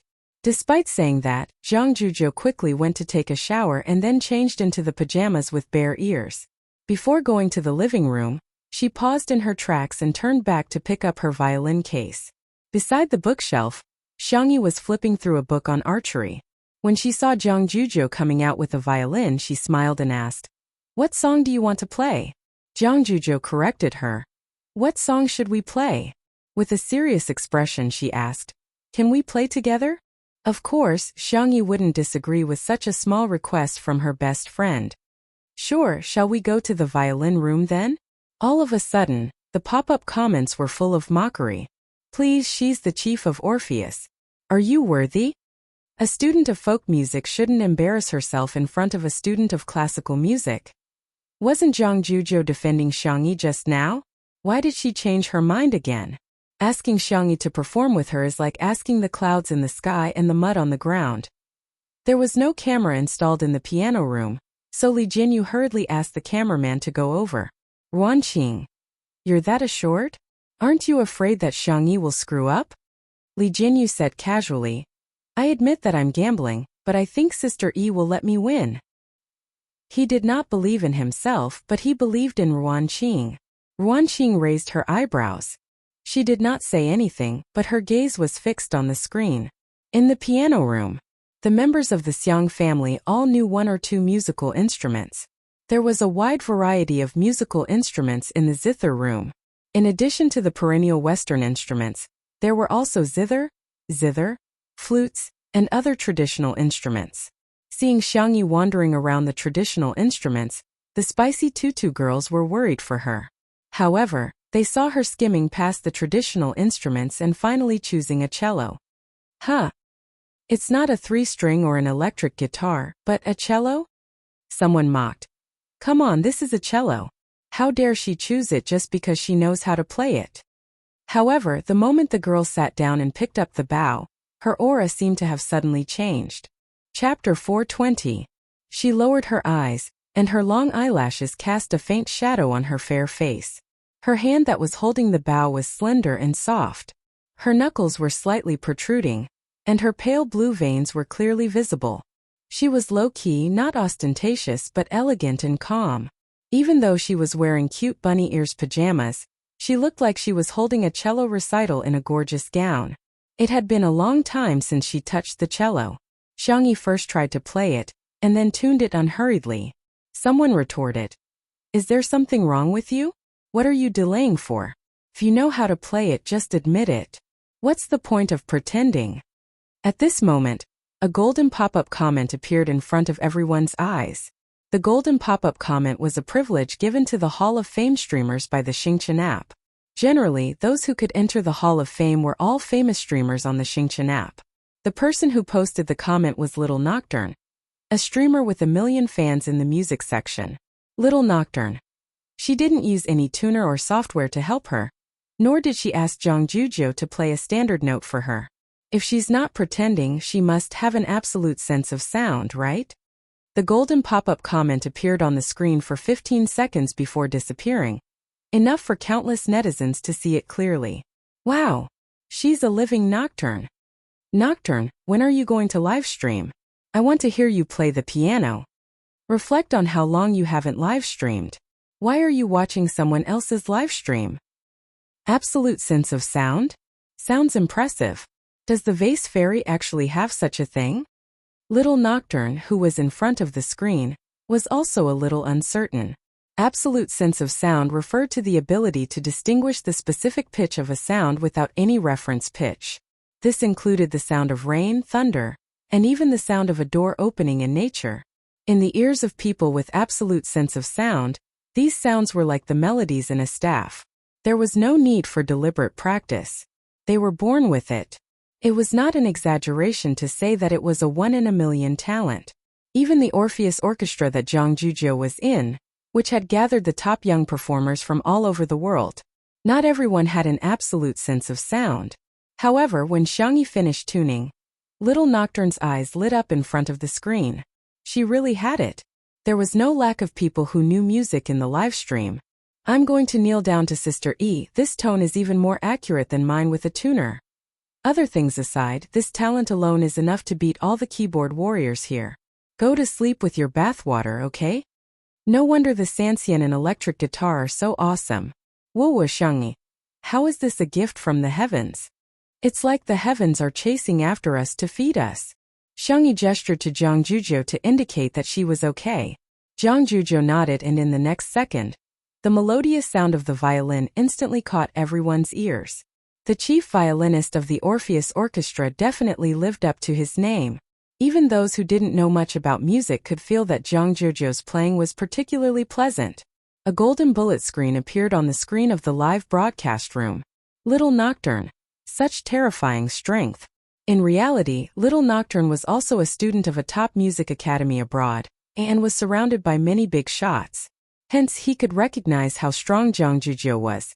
A moment later, the clear and beautiful sound of the violin was mixed with the deep and vigorous sound of the cello. It was the best accompaniment in the textbook, but it instantly made Little Nocturne's scalp turn numb. Chapter 421. It was just like in the vast sea of people, some people were born with a spotlight that was dazzling and eye-catching. At this moment, the sound of the cello gave off that feeling. It was clearly a foil, but it became an existence that couldn't be ignored. How many instruments does she know? Little Nocturne muttered. For most of the netizens watching the live stream, although they didn't have as sharp a hearing as Little Nocturne and didn't know much about the techniques of playing instruments, they all had the same feeling.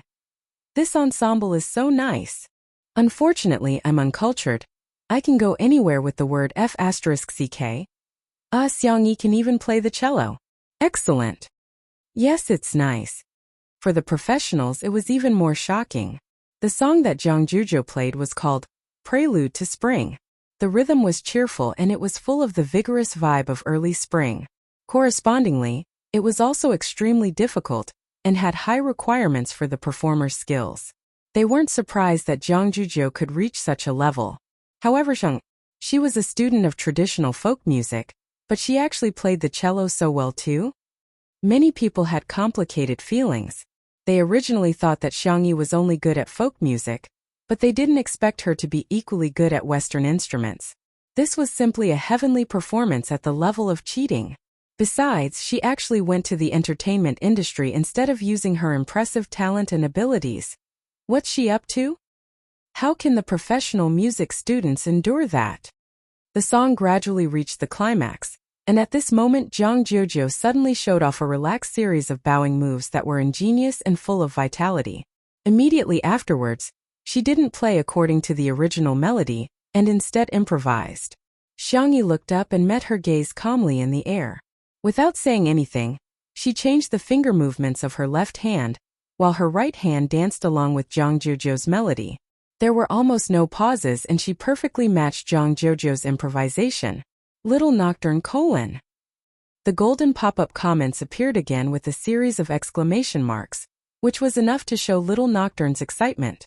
He immediately jumped up from the sofa and turned on the live stream device that was fixed to the tripod.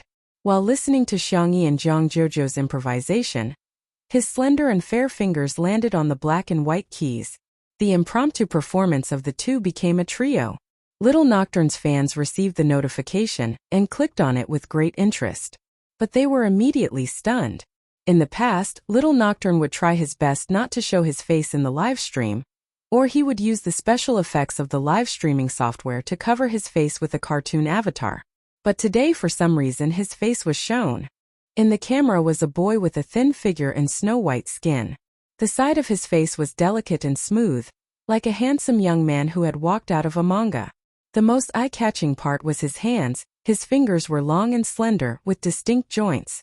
They were so white that they were almost transparent, but they were wrapped around an old red rope. Following his movements, white and red intertwined, as if it had a bewitching power. The fans. Where did this little angel come from? Debut online. Oh my god, Nocturne's looks are so good that she can kill a lot of idols in the country. Her hands, her face, her piano skills. F*ck. Why does such a beautiful young man have nothing to do with me? After a wave of flattery from the fans, they realized that the serenade seemed to be an accompaniment for someone. Chapter 422. Most of the fans of Little Nocturne were music lovers, so they could easily distinguish the different sounds of the three instruments: piano, violin, and cello. When put together, they were like a small symphony orchestra. The violin's improvisation was spontaneous and natural.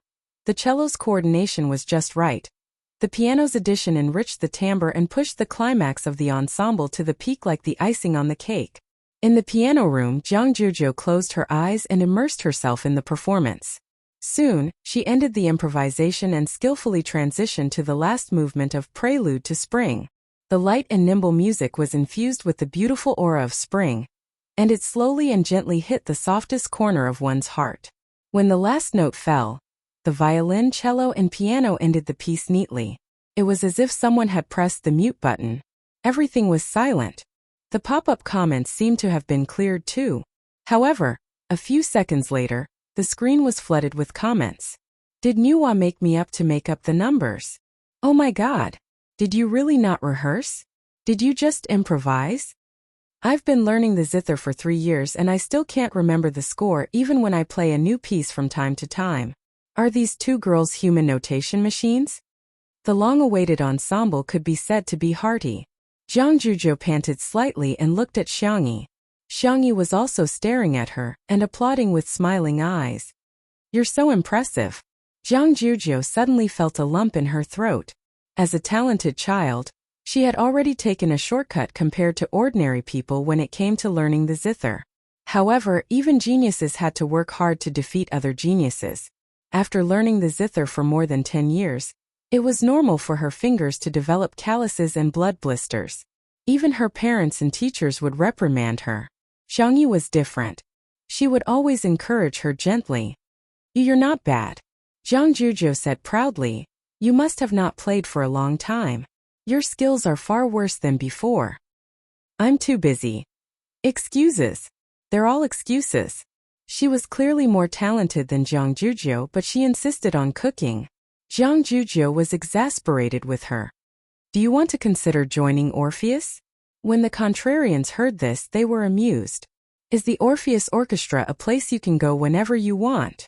Okay, I admit that she can play the cello, but does Orpheus want her? Don't insult the Orpheus Orchestra. That is the sacred ground in the hearts of young performers. It's not something someone like the vase fairy can tarnish. There was a lot of discussion in the bullet screen, but in reality, Xiangyi's expression was very calm. She shook her head and said, Zhuzhou, I want to do what I like. Fame and fortune, applause and slander, she did not need and did not care. Because he had lost everything before, he knew what was the most precious. Zhang Zhuzhou pursed her lips, feeling a little upset, but she was determined to respect Xiangyi's choice. She pushed Xiangyi out of the piano room. You go out first. I want to be alone for a while. Xiangyi was a little bewildered, but she still nodded and did as she was told. The door was closed and the soundproofing of the piano room was excellent. Zhang Zhuzhou was fearless as she moved her face closer to the cameraman's lens. Orpheus invited E when she was 15 years old. She doesn't need her eyes, but she can donate them to those in need. My sister is just that outstanding. I'm going to piss you off. Chapter 423. In the livestream, the netizens were stunned at first, but they immediately reacted. Is Zhang Zhuzhou insulting the haters? Today's cuteness is a critical hit. What kind of peerless cutie is this? Wow. Missy is really just being arrogant on the surface, but she's actually very protective of Sister E. I'm in love with her. When can I have such a sisterly relationship? Our 8-person dormitory is going to debut in a palace drama. The amount of information in Zhang Zhuzhou's words also shocked the netizens. She was invited by the Orpheus Orchestra at the age of 15? Doesn't that mean that Xiangyi is just as capable as Zhang Zhuzhou in music? Nuwa, when you created Sister E, you must have meticulously crafted her, given her a free cheat code, maxed out her talent, and even created a few immortal brothers for her, right? Outside the door, after Xiangyi was pushed out, she happened to see Shui, who was by the French window. Dressed in cotton sportswear, the man was reluctantly rubbing Xiao Naofu, who was unwilling to be rubbed by him. The reason was none other than the fact that there were no more material. Li Jinyu was now beginning to despise Shui. Without Sister E around, he felt that he was simply too boring. He was either reading a script or a book, which was often mistaken for still images. In desperation, the production team had no choice but to bring Xiao Naofu and little Shiji over, so that the audience could at least enjoy the cat. Xiao Naofu and Shui could be said to be disgusted with each other. Shui rubbed Xiao Naofu casually, obviously distracted. Xiao Naofu stuck its buttocks out at him and used its body movements to express its disdain for him. Little Shiji, on the other hand, was docile and obediently nestled beside Shui's feet, dozing off in a daze. Hearing the familiar footsteps, Xiao Naofu broke free from Shui mercilessly and scurried towards Xiangyi. Xiangyi squatted down and caught it. Xiao Naofu rubbed itself against Xiangyi's chest affectionately, and even pressed itself against her cheek in a bid to kiss her. Xiangyi kissed its forehead and asked softly, Are you hungry? Do you want some milk powder? Xiao Naofu glanced at Shui, wagged its tail ostentatiously, and let out a cute meow. See, this stupid woman still loves this Hu the most. Shui clicked her tongue and reached for her pocket out of habit. However, she quickly realized that he had quit smoking. He pressed the space between his eyebrows, feeling slightly irritated. Suddenly, a transparent and exquisite candy jar appeared in front of him. It was filled with lollipops. Here, fruit-flavored. The girl had a good voice. It was warm and soft but not overly sweet. Shui thanked her and watched as she proceeded to make some goat milk powder for Xiao Naofu and little Shiji. Hugging the candy jar, he smiled happily and seductively. He raised his eyebrows at Xiao Naofu and lazily provoked. "Kitty, what should I do? I have candy but you don't?" Xiao Naofu let out a ferocious roar. Meow. In the live stream. This is the kind of couple that men should love. He's really giving out candy. Untimely sweetness is crying. That last syllable of yo is really asking for a beating, huh? In the director's office, Li Jinyu stared at Shui in disdain with a look of disdain. Look, if Sister E doesn't show up, it's just a still screen. As soon as Sister E shows up, he's a horny dog. Just when he thought that Shui was horny enough, he slowly picked up the kitten and asked with a chuckle, "Do you want a kiss, kitty?" Xiao Naofu shuddered with horror in its eyes. Damn it. Don't come over, stupid woman, come and save me. Chapter 424. It tried its best to push Shui away with its furry paws, its resistance written all over its body. However, Shui deliberately misinterpreted its meaning. You want a kiss? Tsk, you're so clingy. Xiao Naofu barked angrily. Woof woof woof. A certain best actor, who had easily angered the kitten into barking, blinked his long eyelashes and teased. You don't want it? You're such a hypocritical kitten. Do you want a kiss on the face or? He deliberately tapped Xiao Naofu's mouth with his slender and fair finger. Xiao Naofu trembled even more violently, and its fur stood on end. Would I be embarrassed to bully Sister E? Would I bully a kitten? Course, I wouldn't. The man's pale and thin lips were perfectly curved. Perhaps because he had just drunk some water, they were moist and glossy. He leaned over and inched closer to the soft kitten bit by bit, as if he was in slow motion in a movie. I don't know who to be envious of. God, let me have Xiao Naofu's soul. Ha ha ha ha. Xiao Naofu really doesn't know how lucky he is. Wait, didn't Sister E kiss Xiao Naofu just now? If Shui kisses it, wouldn't that be equivalent to indirectly kissing Sister E? Damn. Damn. Xiao Naofu was about to be kissed by him. Woof. Little Shiji bit Shui's pants fiercely and hostilely. Shui paused and glanced at the little Shiba Inu on the floor. Little Shiji was instinctively a little afraid of him, but its courage was commendable. Woof woof woof. Shui seemed to be deep in thought and let go of Xiao Naofu with a smirk. Xiao Naofu scurried away so quickly that it left afterimages. It nestled at the kitchen door and stared in Shui's direction vigilantly. Little Shiji chased after it and lay down beside Xiao Naofu, licking its fur to appease it. At this moment, Xiangyi came out with 2 bowls of goat milk powder and asked in bewilderment, "Why are you guys here?" Xiao Naofu looked up aggrievedly and complained with its chubby face. Meow meow. Stupid woman, dog-like men are bad. Xiangyi placed the bowl on the ground and coaxed it for a while before walking towards Shui. Xiao Naofu, she said helplessly. Shui chuckled. I was just teasing it. The production crew? The netizens? Are you human? You're so calm and composed, you're worse than little Shiji. Xiangyi saw that the script from last time was still on the coffee table in front of him. She asked curiously, Haven't you thought about it yet? Shui pondered for a moment and said, Actually, I wanted to ask you if you're interested in acting in a movie. Xiangyi was stunned. Huh. The to show to Shiji to Zinti to best to be. To act to Veet. She's just a variety show star. She doesn't have any representative works, yet she wants to reach the top in a single bound? Men are indeed creatures who think with their lower bodies. They have no bottom line when it comes to young and beautiful women. Hey, that's not how resources should be given.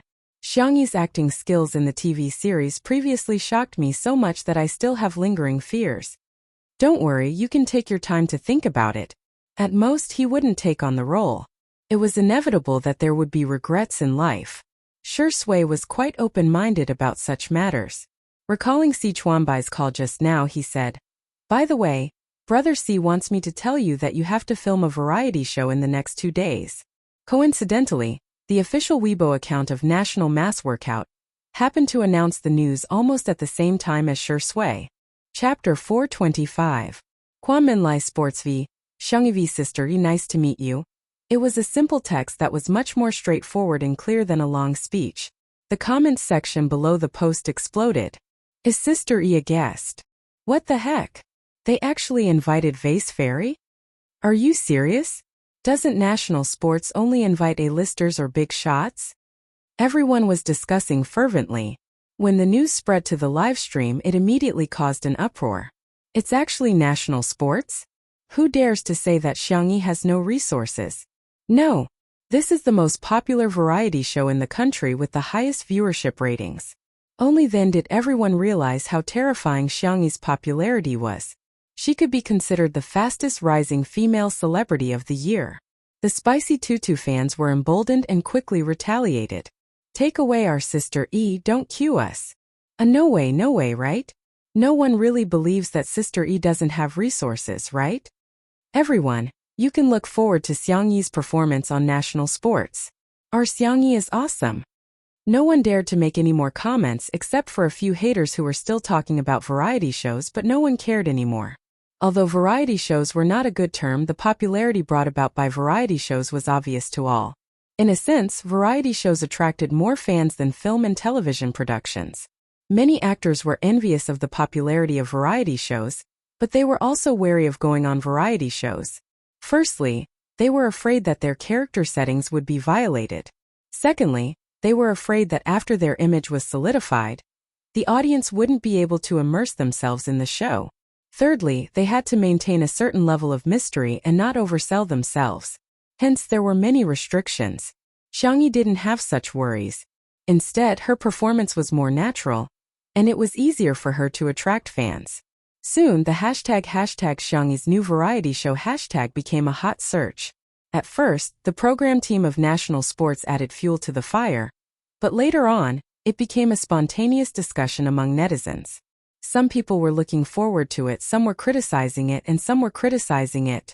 However, everything could be summed up in a simple word: popularity. Many veteran managers and entertainment companies in the industry keenly sensed that something was unusual. Female artists had a harder time than male artists in this industry. Generally speaking, male artists had more data, traffic, and discussions than female artists. But Xiangyi, her popularity was even greater than that of the other popular idols. People couldn't help but sigh. She was probably just short of a masterpiece. That was the moment when one would ascend to the pinnacle. Other than the variety show, there were 2 other hot searches related to Xiangyi. One was a duet with Zhang Juzhou, while the other was a video that many netizens clicked on and were dumbfounded. Why is there an additional piano ensemble? Wait a minute, this little brother is too handsome. While countless people were licking the screen, they also dug out information about the piano player. Little Nocturne, whose real name was Ling Yi, was a student of a top music academy overseas. He was one of the Music District's Hall of Fame streamers signed by Xingchen app. Most people's appreciation of music was only at the level of "wow, it's so good." But Ling Yi's appearance was really too outstanding. Hence, the video quickly became popular on the internet and attracted the comments of many professional music critics. E.g. Turtledove v. Tonight, Ms. Xiangyi and Ms. Zhang Juzhou played together to their heart's content and was extremely shocking. I also watched the duet with Mr. Xiao Nocturne, and after thinking about it, I'm really at a loss for words. Perhaps I can only describe it in 2 words: in my lifetime. Chapter 426. In this ensemble, the violin was fully deserving of being the protagonist, while the piano was an evenly matched opponent.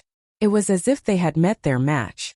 The surprising thing was that the cello not only perfectly played the role of a foil, but it was also the best accompaniment and had a strong presence that could not be ignored. Its low and heavy tone neutralized the intensity of the battle. It had the vigorous vitality of spring when all things were growing and growing, as well as the gentle prelude when the snow melted and the ice river flowed. 3 instruments, 3 people. 1 + 1 + 1 no longer equaled 3. Grey Turtledove's evaluation could be said to be quite high. He was not the only one. Even a renowned musician in China, Old Mu, had reposted the video and added 2 words to it. Old movie. Not bad. The netizens were shocked. If they remembered correctly, the last time Xiangyi accompanied C7, this big shot had come out to play the bass. They didn't expect him to come out and support Xiangyi again this time. His status in the music industry was comparable to that of a national team player. Such an existence actually appeared to support Xiangyi, however. This was just the beginning. Several masters of the folk music industry, such as Sanxian, Suona, and Guqin, anyone who knew how to use Weibo or had a Weibo account, all reposted, commented, and liked the video. The netizens looked at the master's Weibo verification and felt a sense of suffocation. Ah, this is outrageous. Are all these big shots quietly paying attention to Xiangyi? Oh my god. Xiangyi is the darling of the folk music industry. No, it's not just the folk music industry, but also the big shots of the classical music industry. This is the first time I've seen so many big shots of the music industry on Weibo. I suggest searching for the term #MusicLegacy#. Oh my god, senior's words really touched me. Some netizens clicked on the search engine and the page froze for a few seconds before refreshing. Yusuvi, hey, the little girl can play the cello too? Thumbs #MusicLegacy#. Raised cat calls Depangvi. TSK. It's a pity that she doesn't play the era with such proficiency. Chinese Folk Music Association v. There is no circle in music. Whether it's folk music or classical music, it's worth passing on. #MusicLegacy #ZhouYaoV. Xiangyi. Do you want to consider coming to Beijing Classical Music for graduate school? Guaranteed employment. Music Legacy #Njurua. Don't fight with our Vienna Orchestra. Okay? Xiangyi, 5 insurances and 1 gold, a cello seat. Sister E, do you want to consider it? #Music Legacy World Classical Music Association v. Thank you to the 3 excellent performers for allowing us to enjoy this musical feast.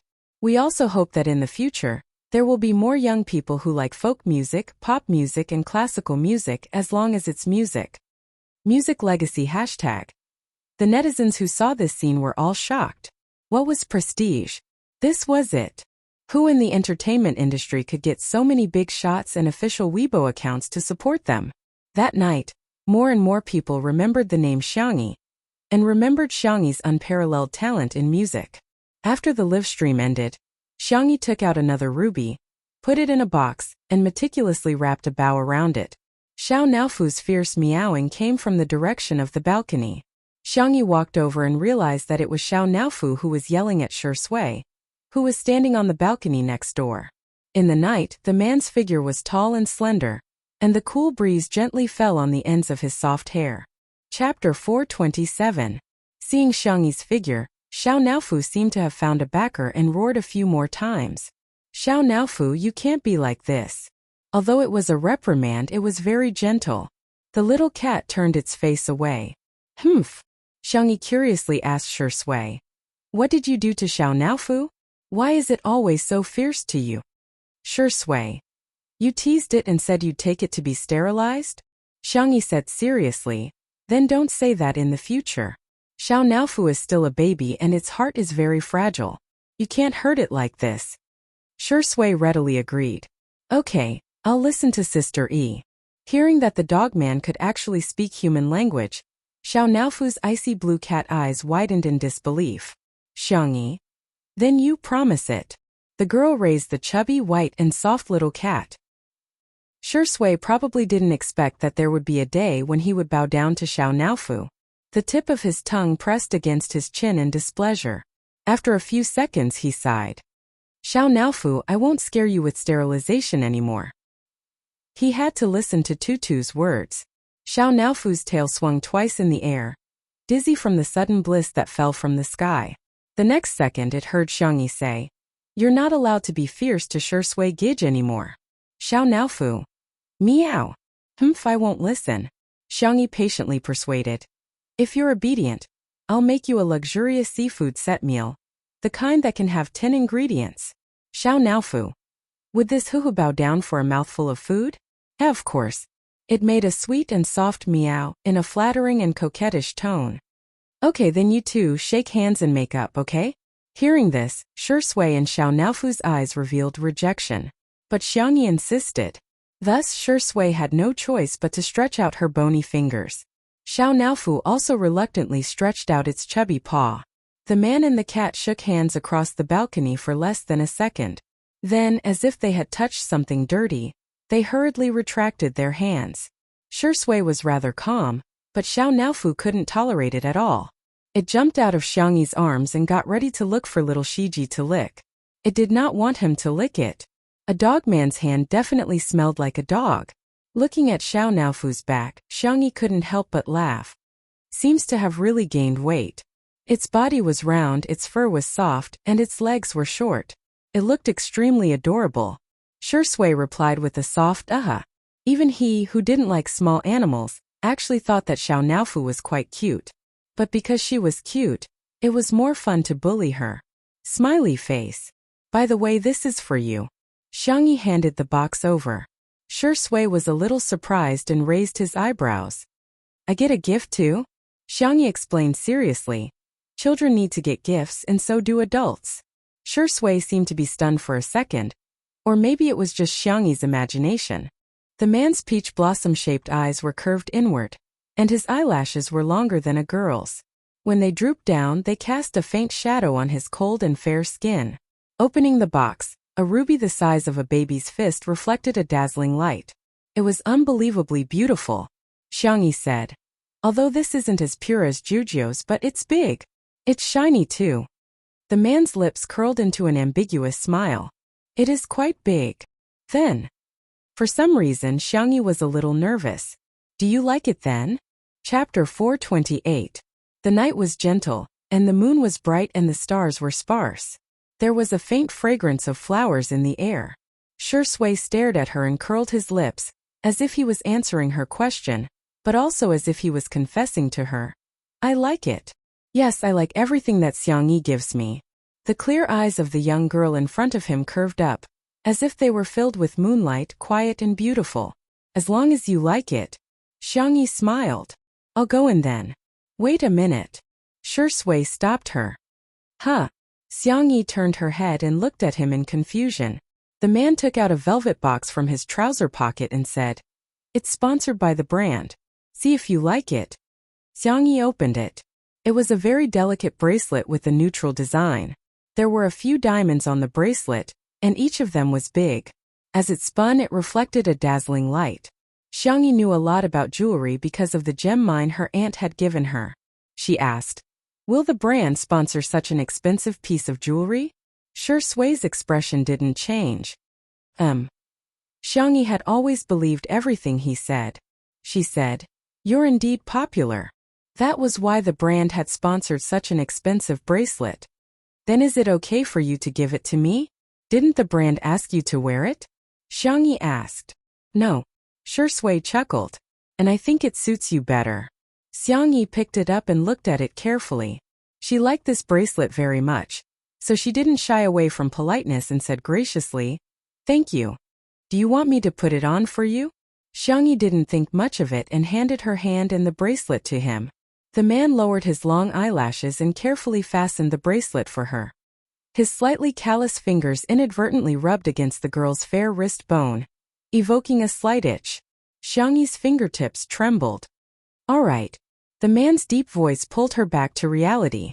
Xiangyi retracted her hand and curled up uncomfortably. Her voice was unbelievably soft. Thank you. So this is how it feels to like someone. She was deep in thought. Shui blinked and asked, In that case, good night? Xiangyi. Good night. The two of them said good night to each other, and Xiangyi went back to her room first. Her footsteps were light, and she even skipped a few steps. Shui was still on the balcony with one hand in her pocket. She didn't find the cigarette box but a lollipop. It was a candy from Tutu. His addiction to smoking was actually very strong. Enduring until now was almost his limit. However, the moment he saw the candy, his eyes were filled with lust. He slowly peeled off the candy wrapper and bit into it. The sweetness spread and stimulated the nervous system to secrete pleasurable dopamine. The corners of his mouth curled up slightly. He suddenly felt that quitting smoking was not that difficult. When Xiangyi returned to her room, Zhang Juzhou happened to push the door open and enter. When she saw the bracelet on her wrist, she squinted. "Are you in a relationship with that dog of a man?" She sounded as if she was questioning the scumbag's infidelity. Xiangyi said, "No." Zhang Juzhou heaved a sigh of relief. That's good, that's good. I knew you wouldn't like him." Xiangyi hesitated for a moment, but she still chose to be honest with her friend. "I think he might not like me." Zhang Juzhou was speechless. Looking at Zhang Juzhou's dumbfounded expression, Xiangyi calmed down. She didn't confess because she didn't want to affect Sure Sui during the live stream. However, liking someone wasn't something to be ashamed of. She nodded and said, "Yes, I like him." Chapter 429. Pitter-patter. Zhang Juzhou froze in shock as if she had been electrocuted. Her lips quivered and she couldn't believe what she had just heard. How could my adorable and perfect Yi fall for Sure Sui? That dog of a man. Zhang Juzhou raised her hand and checked the temperature of Xiangyi's forehead before muttering to herself, Why isn't it hot at all?" Xiangyi was caught between laughter and tears. "I don't have a fever." "No, you have a fever," Zhang Juzhou said firmly. "Sit here obediently. I'll go get you a thermometer to measure your temperature." She pressed Xiangyi onto the bed forcefully, and after taking a few steps out, she realized that she was being a little too concerned and added proudly, "Don't misunderstand. I'm just afraid that you'll infect me with your fever." Humph. A few minutes later, Zhang Juzhou looked at the number on the thermometer, 36.8 degrees Celsius, and finally accepted the reality. E doesn't have a fever equals E is conscious equals E likes a dog of a man equals that dog of a man has snatched E away. Ah? Does he deserve it? He doesn't. Zhang Juzhou asked resentfully. What do you see in him? Isn't he just good-looking? Isn't he just successful in his career? Isn't he just... She suddenly paused and realized that she was talking about Sure Sui's strengths. She flew into a rage out of humiliation and said, Wake up. Are you such a superficial person? You've seen all kinds of handsome men. Must you be lusting after his face? Xiangyi bit her lower lip and reflected for a few seconds before saying, I think I am. Zhang Juzhou was speechless. Xiangyi said, He has a great figure too, he has abs. Zhang Juzhou was speechless. So you're not only lusting after his face, but you're also lusting after his body? Zhang Juzhou was so angry that she couldn't sleep well the entire night, and couldn't get up in the morning either. Xiangyi covered her with the blanket and went out for a morning exercise. When she returned, she watered the plants and sprayed some activator. Sister E. Fujian was like a monkey. His hair was uncombed, and his face was unwashed. He rushed out and held his phone excitedly. I'm famous. After one night, in addition to the trio's ensemble that attracted a lot of attention, there was also something that people in the circle didn't expect. Fujian was on fire. The fire could be said to have caught them off guard, but if one were to examine it carefully, it would be logical. His popularity was already there, and he was also an A-list male star.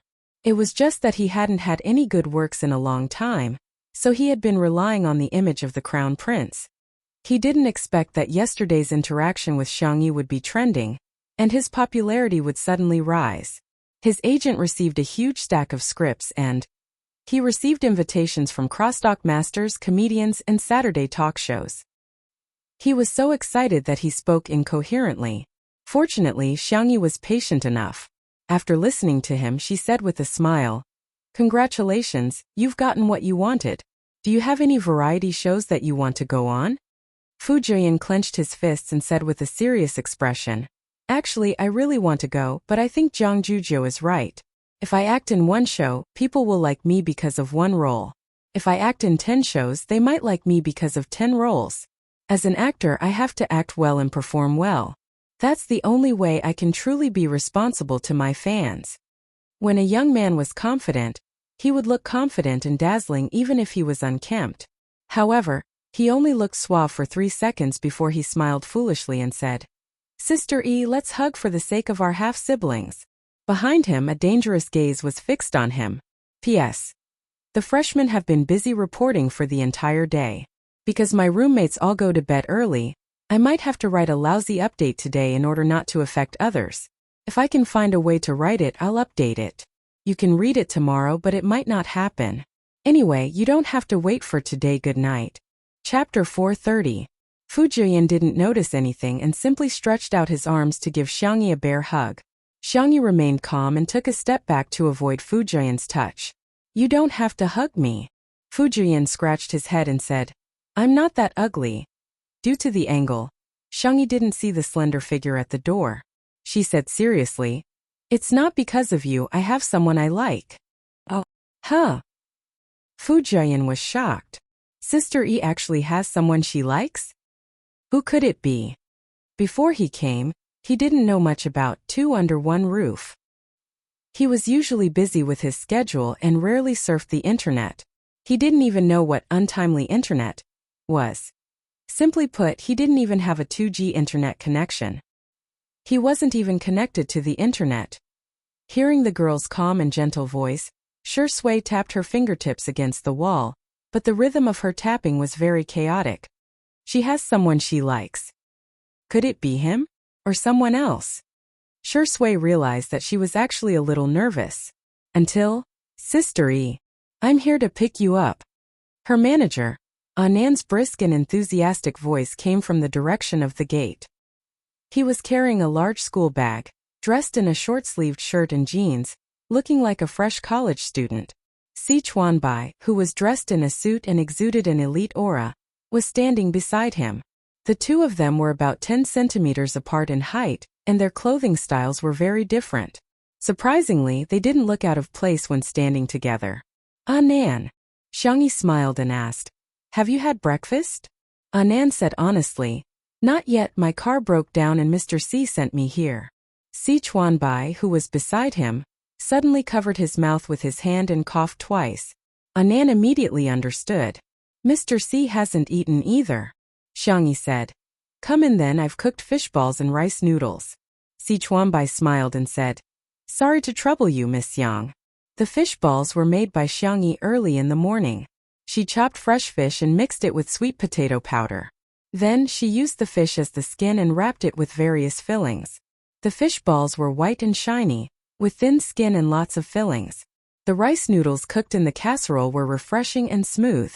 After putting them into the bone broth, a spoonful of fish balls was poured over, chopped green onions, chili oil, soy sauce, and other simple seasonings. The piping hot fishball rice noodles was served in front of him. Gulp. Anan swallowed his saliva and suppressed his appetite. He pushed the bowl in front of Si Chuanbai. Mr. C, please eat first. Si Chuanbai adjusted his glasses and passed the rice noodles over expressionlessly. I'm not hungry yet. Anan's eyes lit up. Then I'll eat first? Up to you. Oh yeah. Anan cheered in his heart as he picked up his chopsticks and started eating. The rice noodles were slightly chewy, the broth was mellow and warm, and the fish balls were the best. He ate pork fillings, shrimp fillings, mushroom fillings, tofu fillings. Every one of them was delicious. Anan was so hot that he couldn't stop breathing. Phew. Ha. Si Chuanbai said. Slow down, no one's going to fight with you. Wow, this is delicious. This is delicious too. When it was Si Chuanbai's turn, he used all his self-control but still couldn't restrain himself from eating. On the other hand, Fu Jian was also eating, without the burden of being an A-list actor. Anan was the first to finish a bowl and made a heart to Xiangyi. Sister E, I love you. Xiangyi smiled and made a gesture of catching her heart. Although she hadn't known Anan for long, she felt that the two of them were like best friends. Little did she know that Fu Jian, who saw this scene, suddenly looked horrified. Chapter 431. Is the person Sister E likes her manager? Fu Jian's chopsticks paused in midair, and he paced back and forth between Anan and Xiangyi. Sister E smiled at Anan. Sister E cooked another bowl of rice noodles for Anan. Sister E scooped a large spoonful of fish balls for Anan. The more he looked at it, the more suspicious it seemed. Fu Jian made a logical conclusion in his mind. Sister E treats Anan well, which means that Sister E likes Anan. However, in the next moment, the corners of Si Chuanbai's mouth were stained with soup. Anan actually took out a piece of tissue and wiped the corners of his mouth. He said in a concerned tone, Mr. C, be careful when you eat, don't drip on your clothes. After all, His suit was so expensive that it could only be dry cleaned. It was very expensive. Si Chuanbai's body stiffened. Thank you. Fu Jian was speechless. Young man, why are you so gay? Sister E likes me and I like someone else. This. Isn't this a love triangle? Fu Jian, who had imagined a huge drama, was so heartbroken that he couldn't breathe. He felt that it was unfair for Sister E. Sister E deserves better. Fu Jian was upset, but he had nowhere to vent. Jiang Zhuzhe was still asleep and Si Chuanbai was the person involved in the love triangle. After thinking about it, he felt that Senior Shi was the only reliable person to listen to him. Unlike Anan and the others who were wolfing down their food, Shi Sui ate slowly. However, he would finish everything that Xiangyi cooked. A man with messy hair suddenly popped up from the side and said sneakily and mysteriously, Senior Shi, do you know who Sister E likes? Shi Sui asked. Huh? Anan. It's Anan. Fu Jian said in a surprised tone as if he had discovered a new continent. Ah, why did she fall for Anan? Fu Jian said in a distressed tone. She looks like I can do it too. Actually, I quite like her. Shi Sui raised her eyebrows. Really? Fu Jian chuckled. Of course. Sister E is so cute. Other than Senior, who wouldn't love her? He had a clear memory of Shi Sui's misogyny. Back then there was a female extra in the cast who tried to force a kiss on him. She had merely touched his arm, and Shi Sui had vomited. He even vomited a lot. Later on, Fu Jian heard the director vaguely mention that Shi Sui's illness was not physical but psychological. There was a hurdle in his heart that he couldn't get over. He had to walk out on his own or someone had to pull him out. Otherwise, he would have resisted any intimate actions with women his entire life. How great would it be if Sister E likes me? Fu Jian was lost in his fantasy. I'll definitely give her all my pay. It wouldn't be fast to get married in a year, would it? As for children, it'd be best if it's a boy and a girl.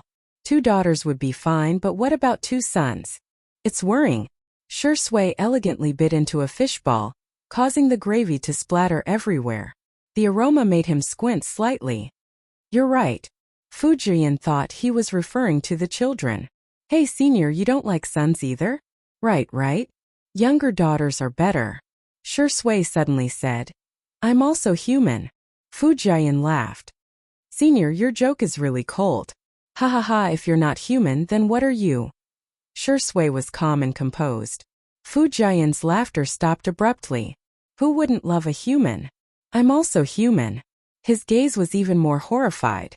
It was the kind of panic that one would feel when they suddenly connected from a 2G network to a 5G network. Chapter 432. Oh my god. Did I find out some big secret? Senior Shi actually likes women. And the one he likes is Sister E. So here's the problem. He likes Sister E, but Sister E likes someone else. Doesn't this mean that we're back to the Matryoshka doll mode? A love triangle within a love triangle? It turns out that the one suffering the most is Senior Shi. Beneath his glamorous appearance was a sad man who cried silently in the middle of the night. Fu Jian's gaze toward Shi Sui gradually turned sympathetic. He boldly patted Shi Sui's shoulder and said, Senior, it's not easy for you either. Shi Sui was confused. On the other side, after breakfast, Anan began to discuss work matters with Xiangyi. This time Xiangyi was invited to save the day. A popular male celebrity who was originally invited couldn't participate for some reason, so the director of the program decided on Xiangyi at the last minute. Good girl, I'll go with you for the next 2 days. That program is really tiring, you have to be mentally prepared. Anan said earnestly, wishing that he could take Xiangyi's place and suffer in her place. Xiangyi said calmly, do you want to eat dumplings? Wrap them up with meat, vegetables, and other delicacies and chill them for dinner? Anan was speechless. I'll eat. Okay, sit down and wait for me. Xiangyi went into the kitchen and busied herself while Anan sat obediently on the small stool. He felt that he wasn't on a field trip, but a public trip with free meals.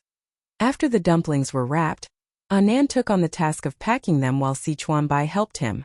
Xiangyi simply packed her luggage and pulled it to the bedroom door. Shi Sui naturally took it from her. The man was tall and had long legs, so the height of the suitcase was a little low for him. He lifted it to the highest point and barely reached a comfortable position. I'll send you out, he said. Xiangyi nodded and walked out while giving him some trivial instructions. Don't feed Xiao Naofu too many snacks, it's time to lose weight. There are still leftover fish balls and dumplings in the freezer. You can make steamed dumplings and curry fish balls with Director Li and the others. Also, the fish tank I bought will arrive in the afternoon. Uncle Wang will send the fish over then. Please take good care of them for me. Shi Sui listened quietly, occasionally nodding to indicate that she was listening. The road to the gate was very long, but it also seemed very short. Shi Sui put the luggage into the trunk with one hand. Xiangyi inexplicably felt a kind of sadness of parting. So this is what it feels like to leave someone important. She thought in a daze. When her brothers left, did they also have such a feeling of loss? Shi Sui's words pulled her back to reality. Sister Yi, have a safe trip. Okay. Xiangyi blinked. You should also take care of yourself. I will. I'll be back as soon as I'm done with work. Xiangyi scratched her palm with her fingers, feeling a little itchy and uneasy. Whatever you want to eat, I'll make it for you. Shi Sui stared at her with a gloomy gaze. Seemingly having thought of something, he smirked and asked, You can eat whatever I want? Yes. Then it's a deal. His deep voice was warm and pleasant, making Shi Sui's heart skip a beat. Sister Yi, you can't go back on your word. Xiangyi's face was pale and she said with a solemn expression, I won't. Afraid that Shi Sui wouldn't believe her, she stretched out her finger and said, We can pinky swear. Shi Sui chuckled and was about to pinky swear with her when Jiang Zhuzhou yelled hysterically behind them. You're not allowed to hold hands. No. Chapter 433. Xiangyi inexplicably had a guilty conscience. She retracted her hand and hid it behind her back. Jiang Zhuzhou didn't even change out of her bare-eared nightgown as she scurried over and stood between the two of them. How can you hold a man's hand? Xiangyi said. No, I didn't, I just want to pinky swear with him. You want to touch a man's hand?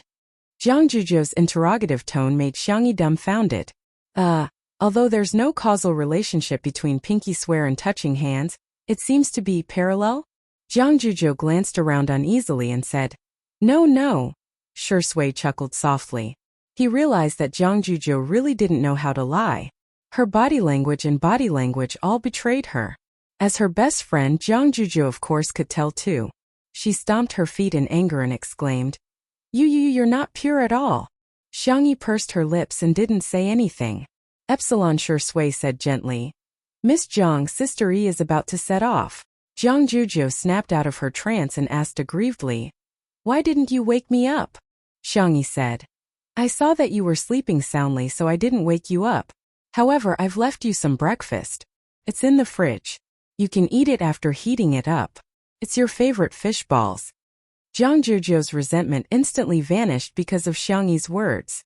Her ears were red and she tapped the ground with the tip of her foot. Pretending to be indifferent, she said, So you still remember my preferences. I've always remembered that your favorite meat is fish, your favorite vegetable is kale, and your favorite fruit is mango.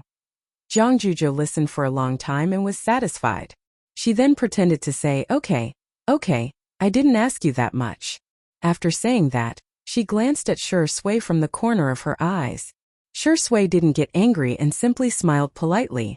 In contrast, Jiang Zhuzhou seemed like an unreasonable child who was looking for trouble. Jiang Zhuzhou was mature, steady, and magnanimous. Jiang Zhuzhou was speechless. Scheming dog. Anan and Si Chuanbai also came out. Be good, we should go. Anan reminded. The filming started in the afternoon, and they still had to do their makeup and hair when they arrived. After all, National Mass Workout wasn't as casual as two under one roof. Only then did Jiang Zhuzhou slowly take out a pink purse from her pocket. Here, this is a peace talisman that I casually asked for. No, it's a free gift that I gave to others when I asked for one. You don't have to take it to heart. It's not something valuable. Just throw it away if you don't like it. Although he spoke proudly, his hands were trembling slightly. He was afraid that Xiangyi would refuse. Xiangyi took it and carefully put it in her pocket. She patted her pocket and said in a gentle voice, Zhuzhou, I will keep it well. Jiang Zhuzhou felt a lump in her throat and she looked away. Leave then, don't say goodbye to me. I hate hearing those words. Xiangyi tilted her head and thought about it before suddenly giving Jiang Zhuzhou a hug. She gently patted Jiang Zhuzhou's back. See you next time then. Jiang Zhuzhou's eyes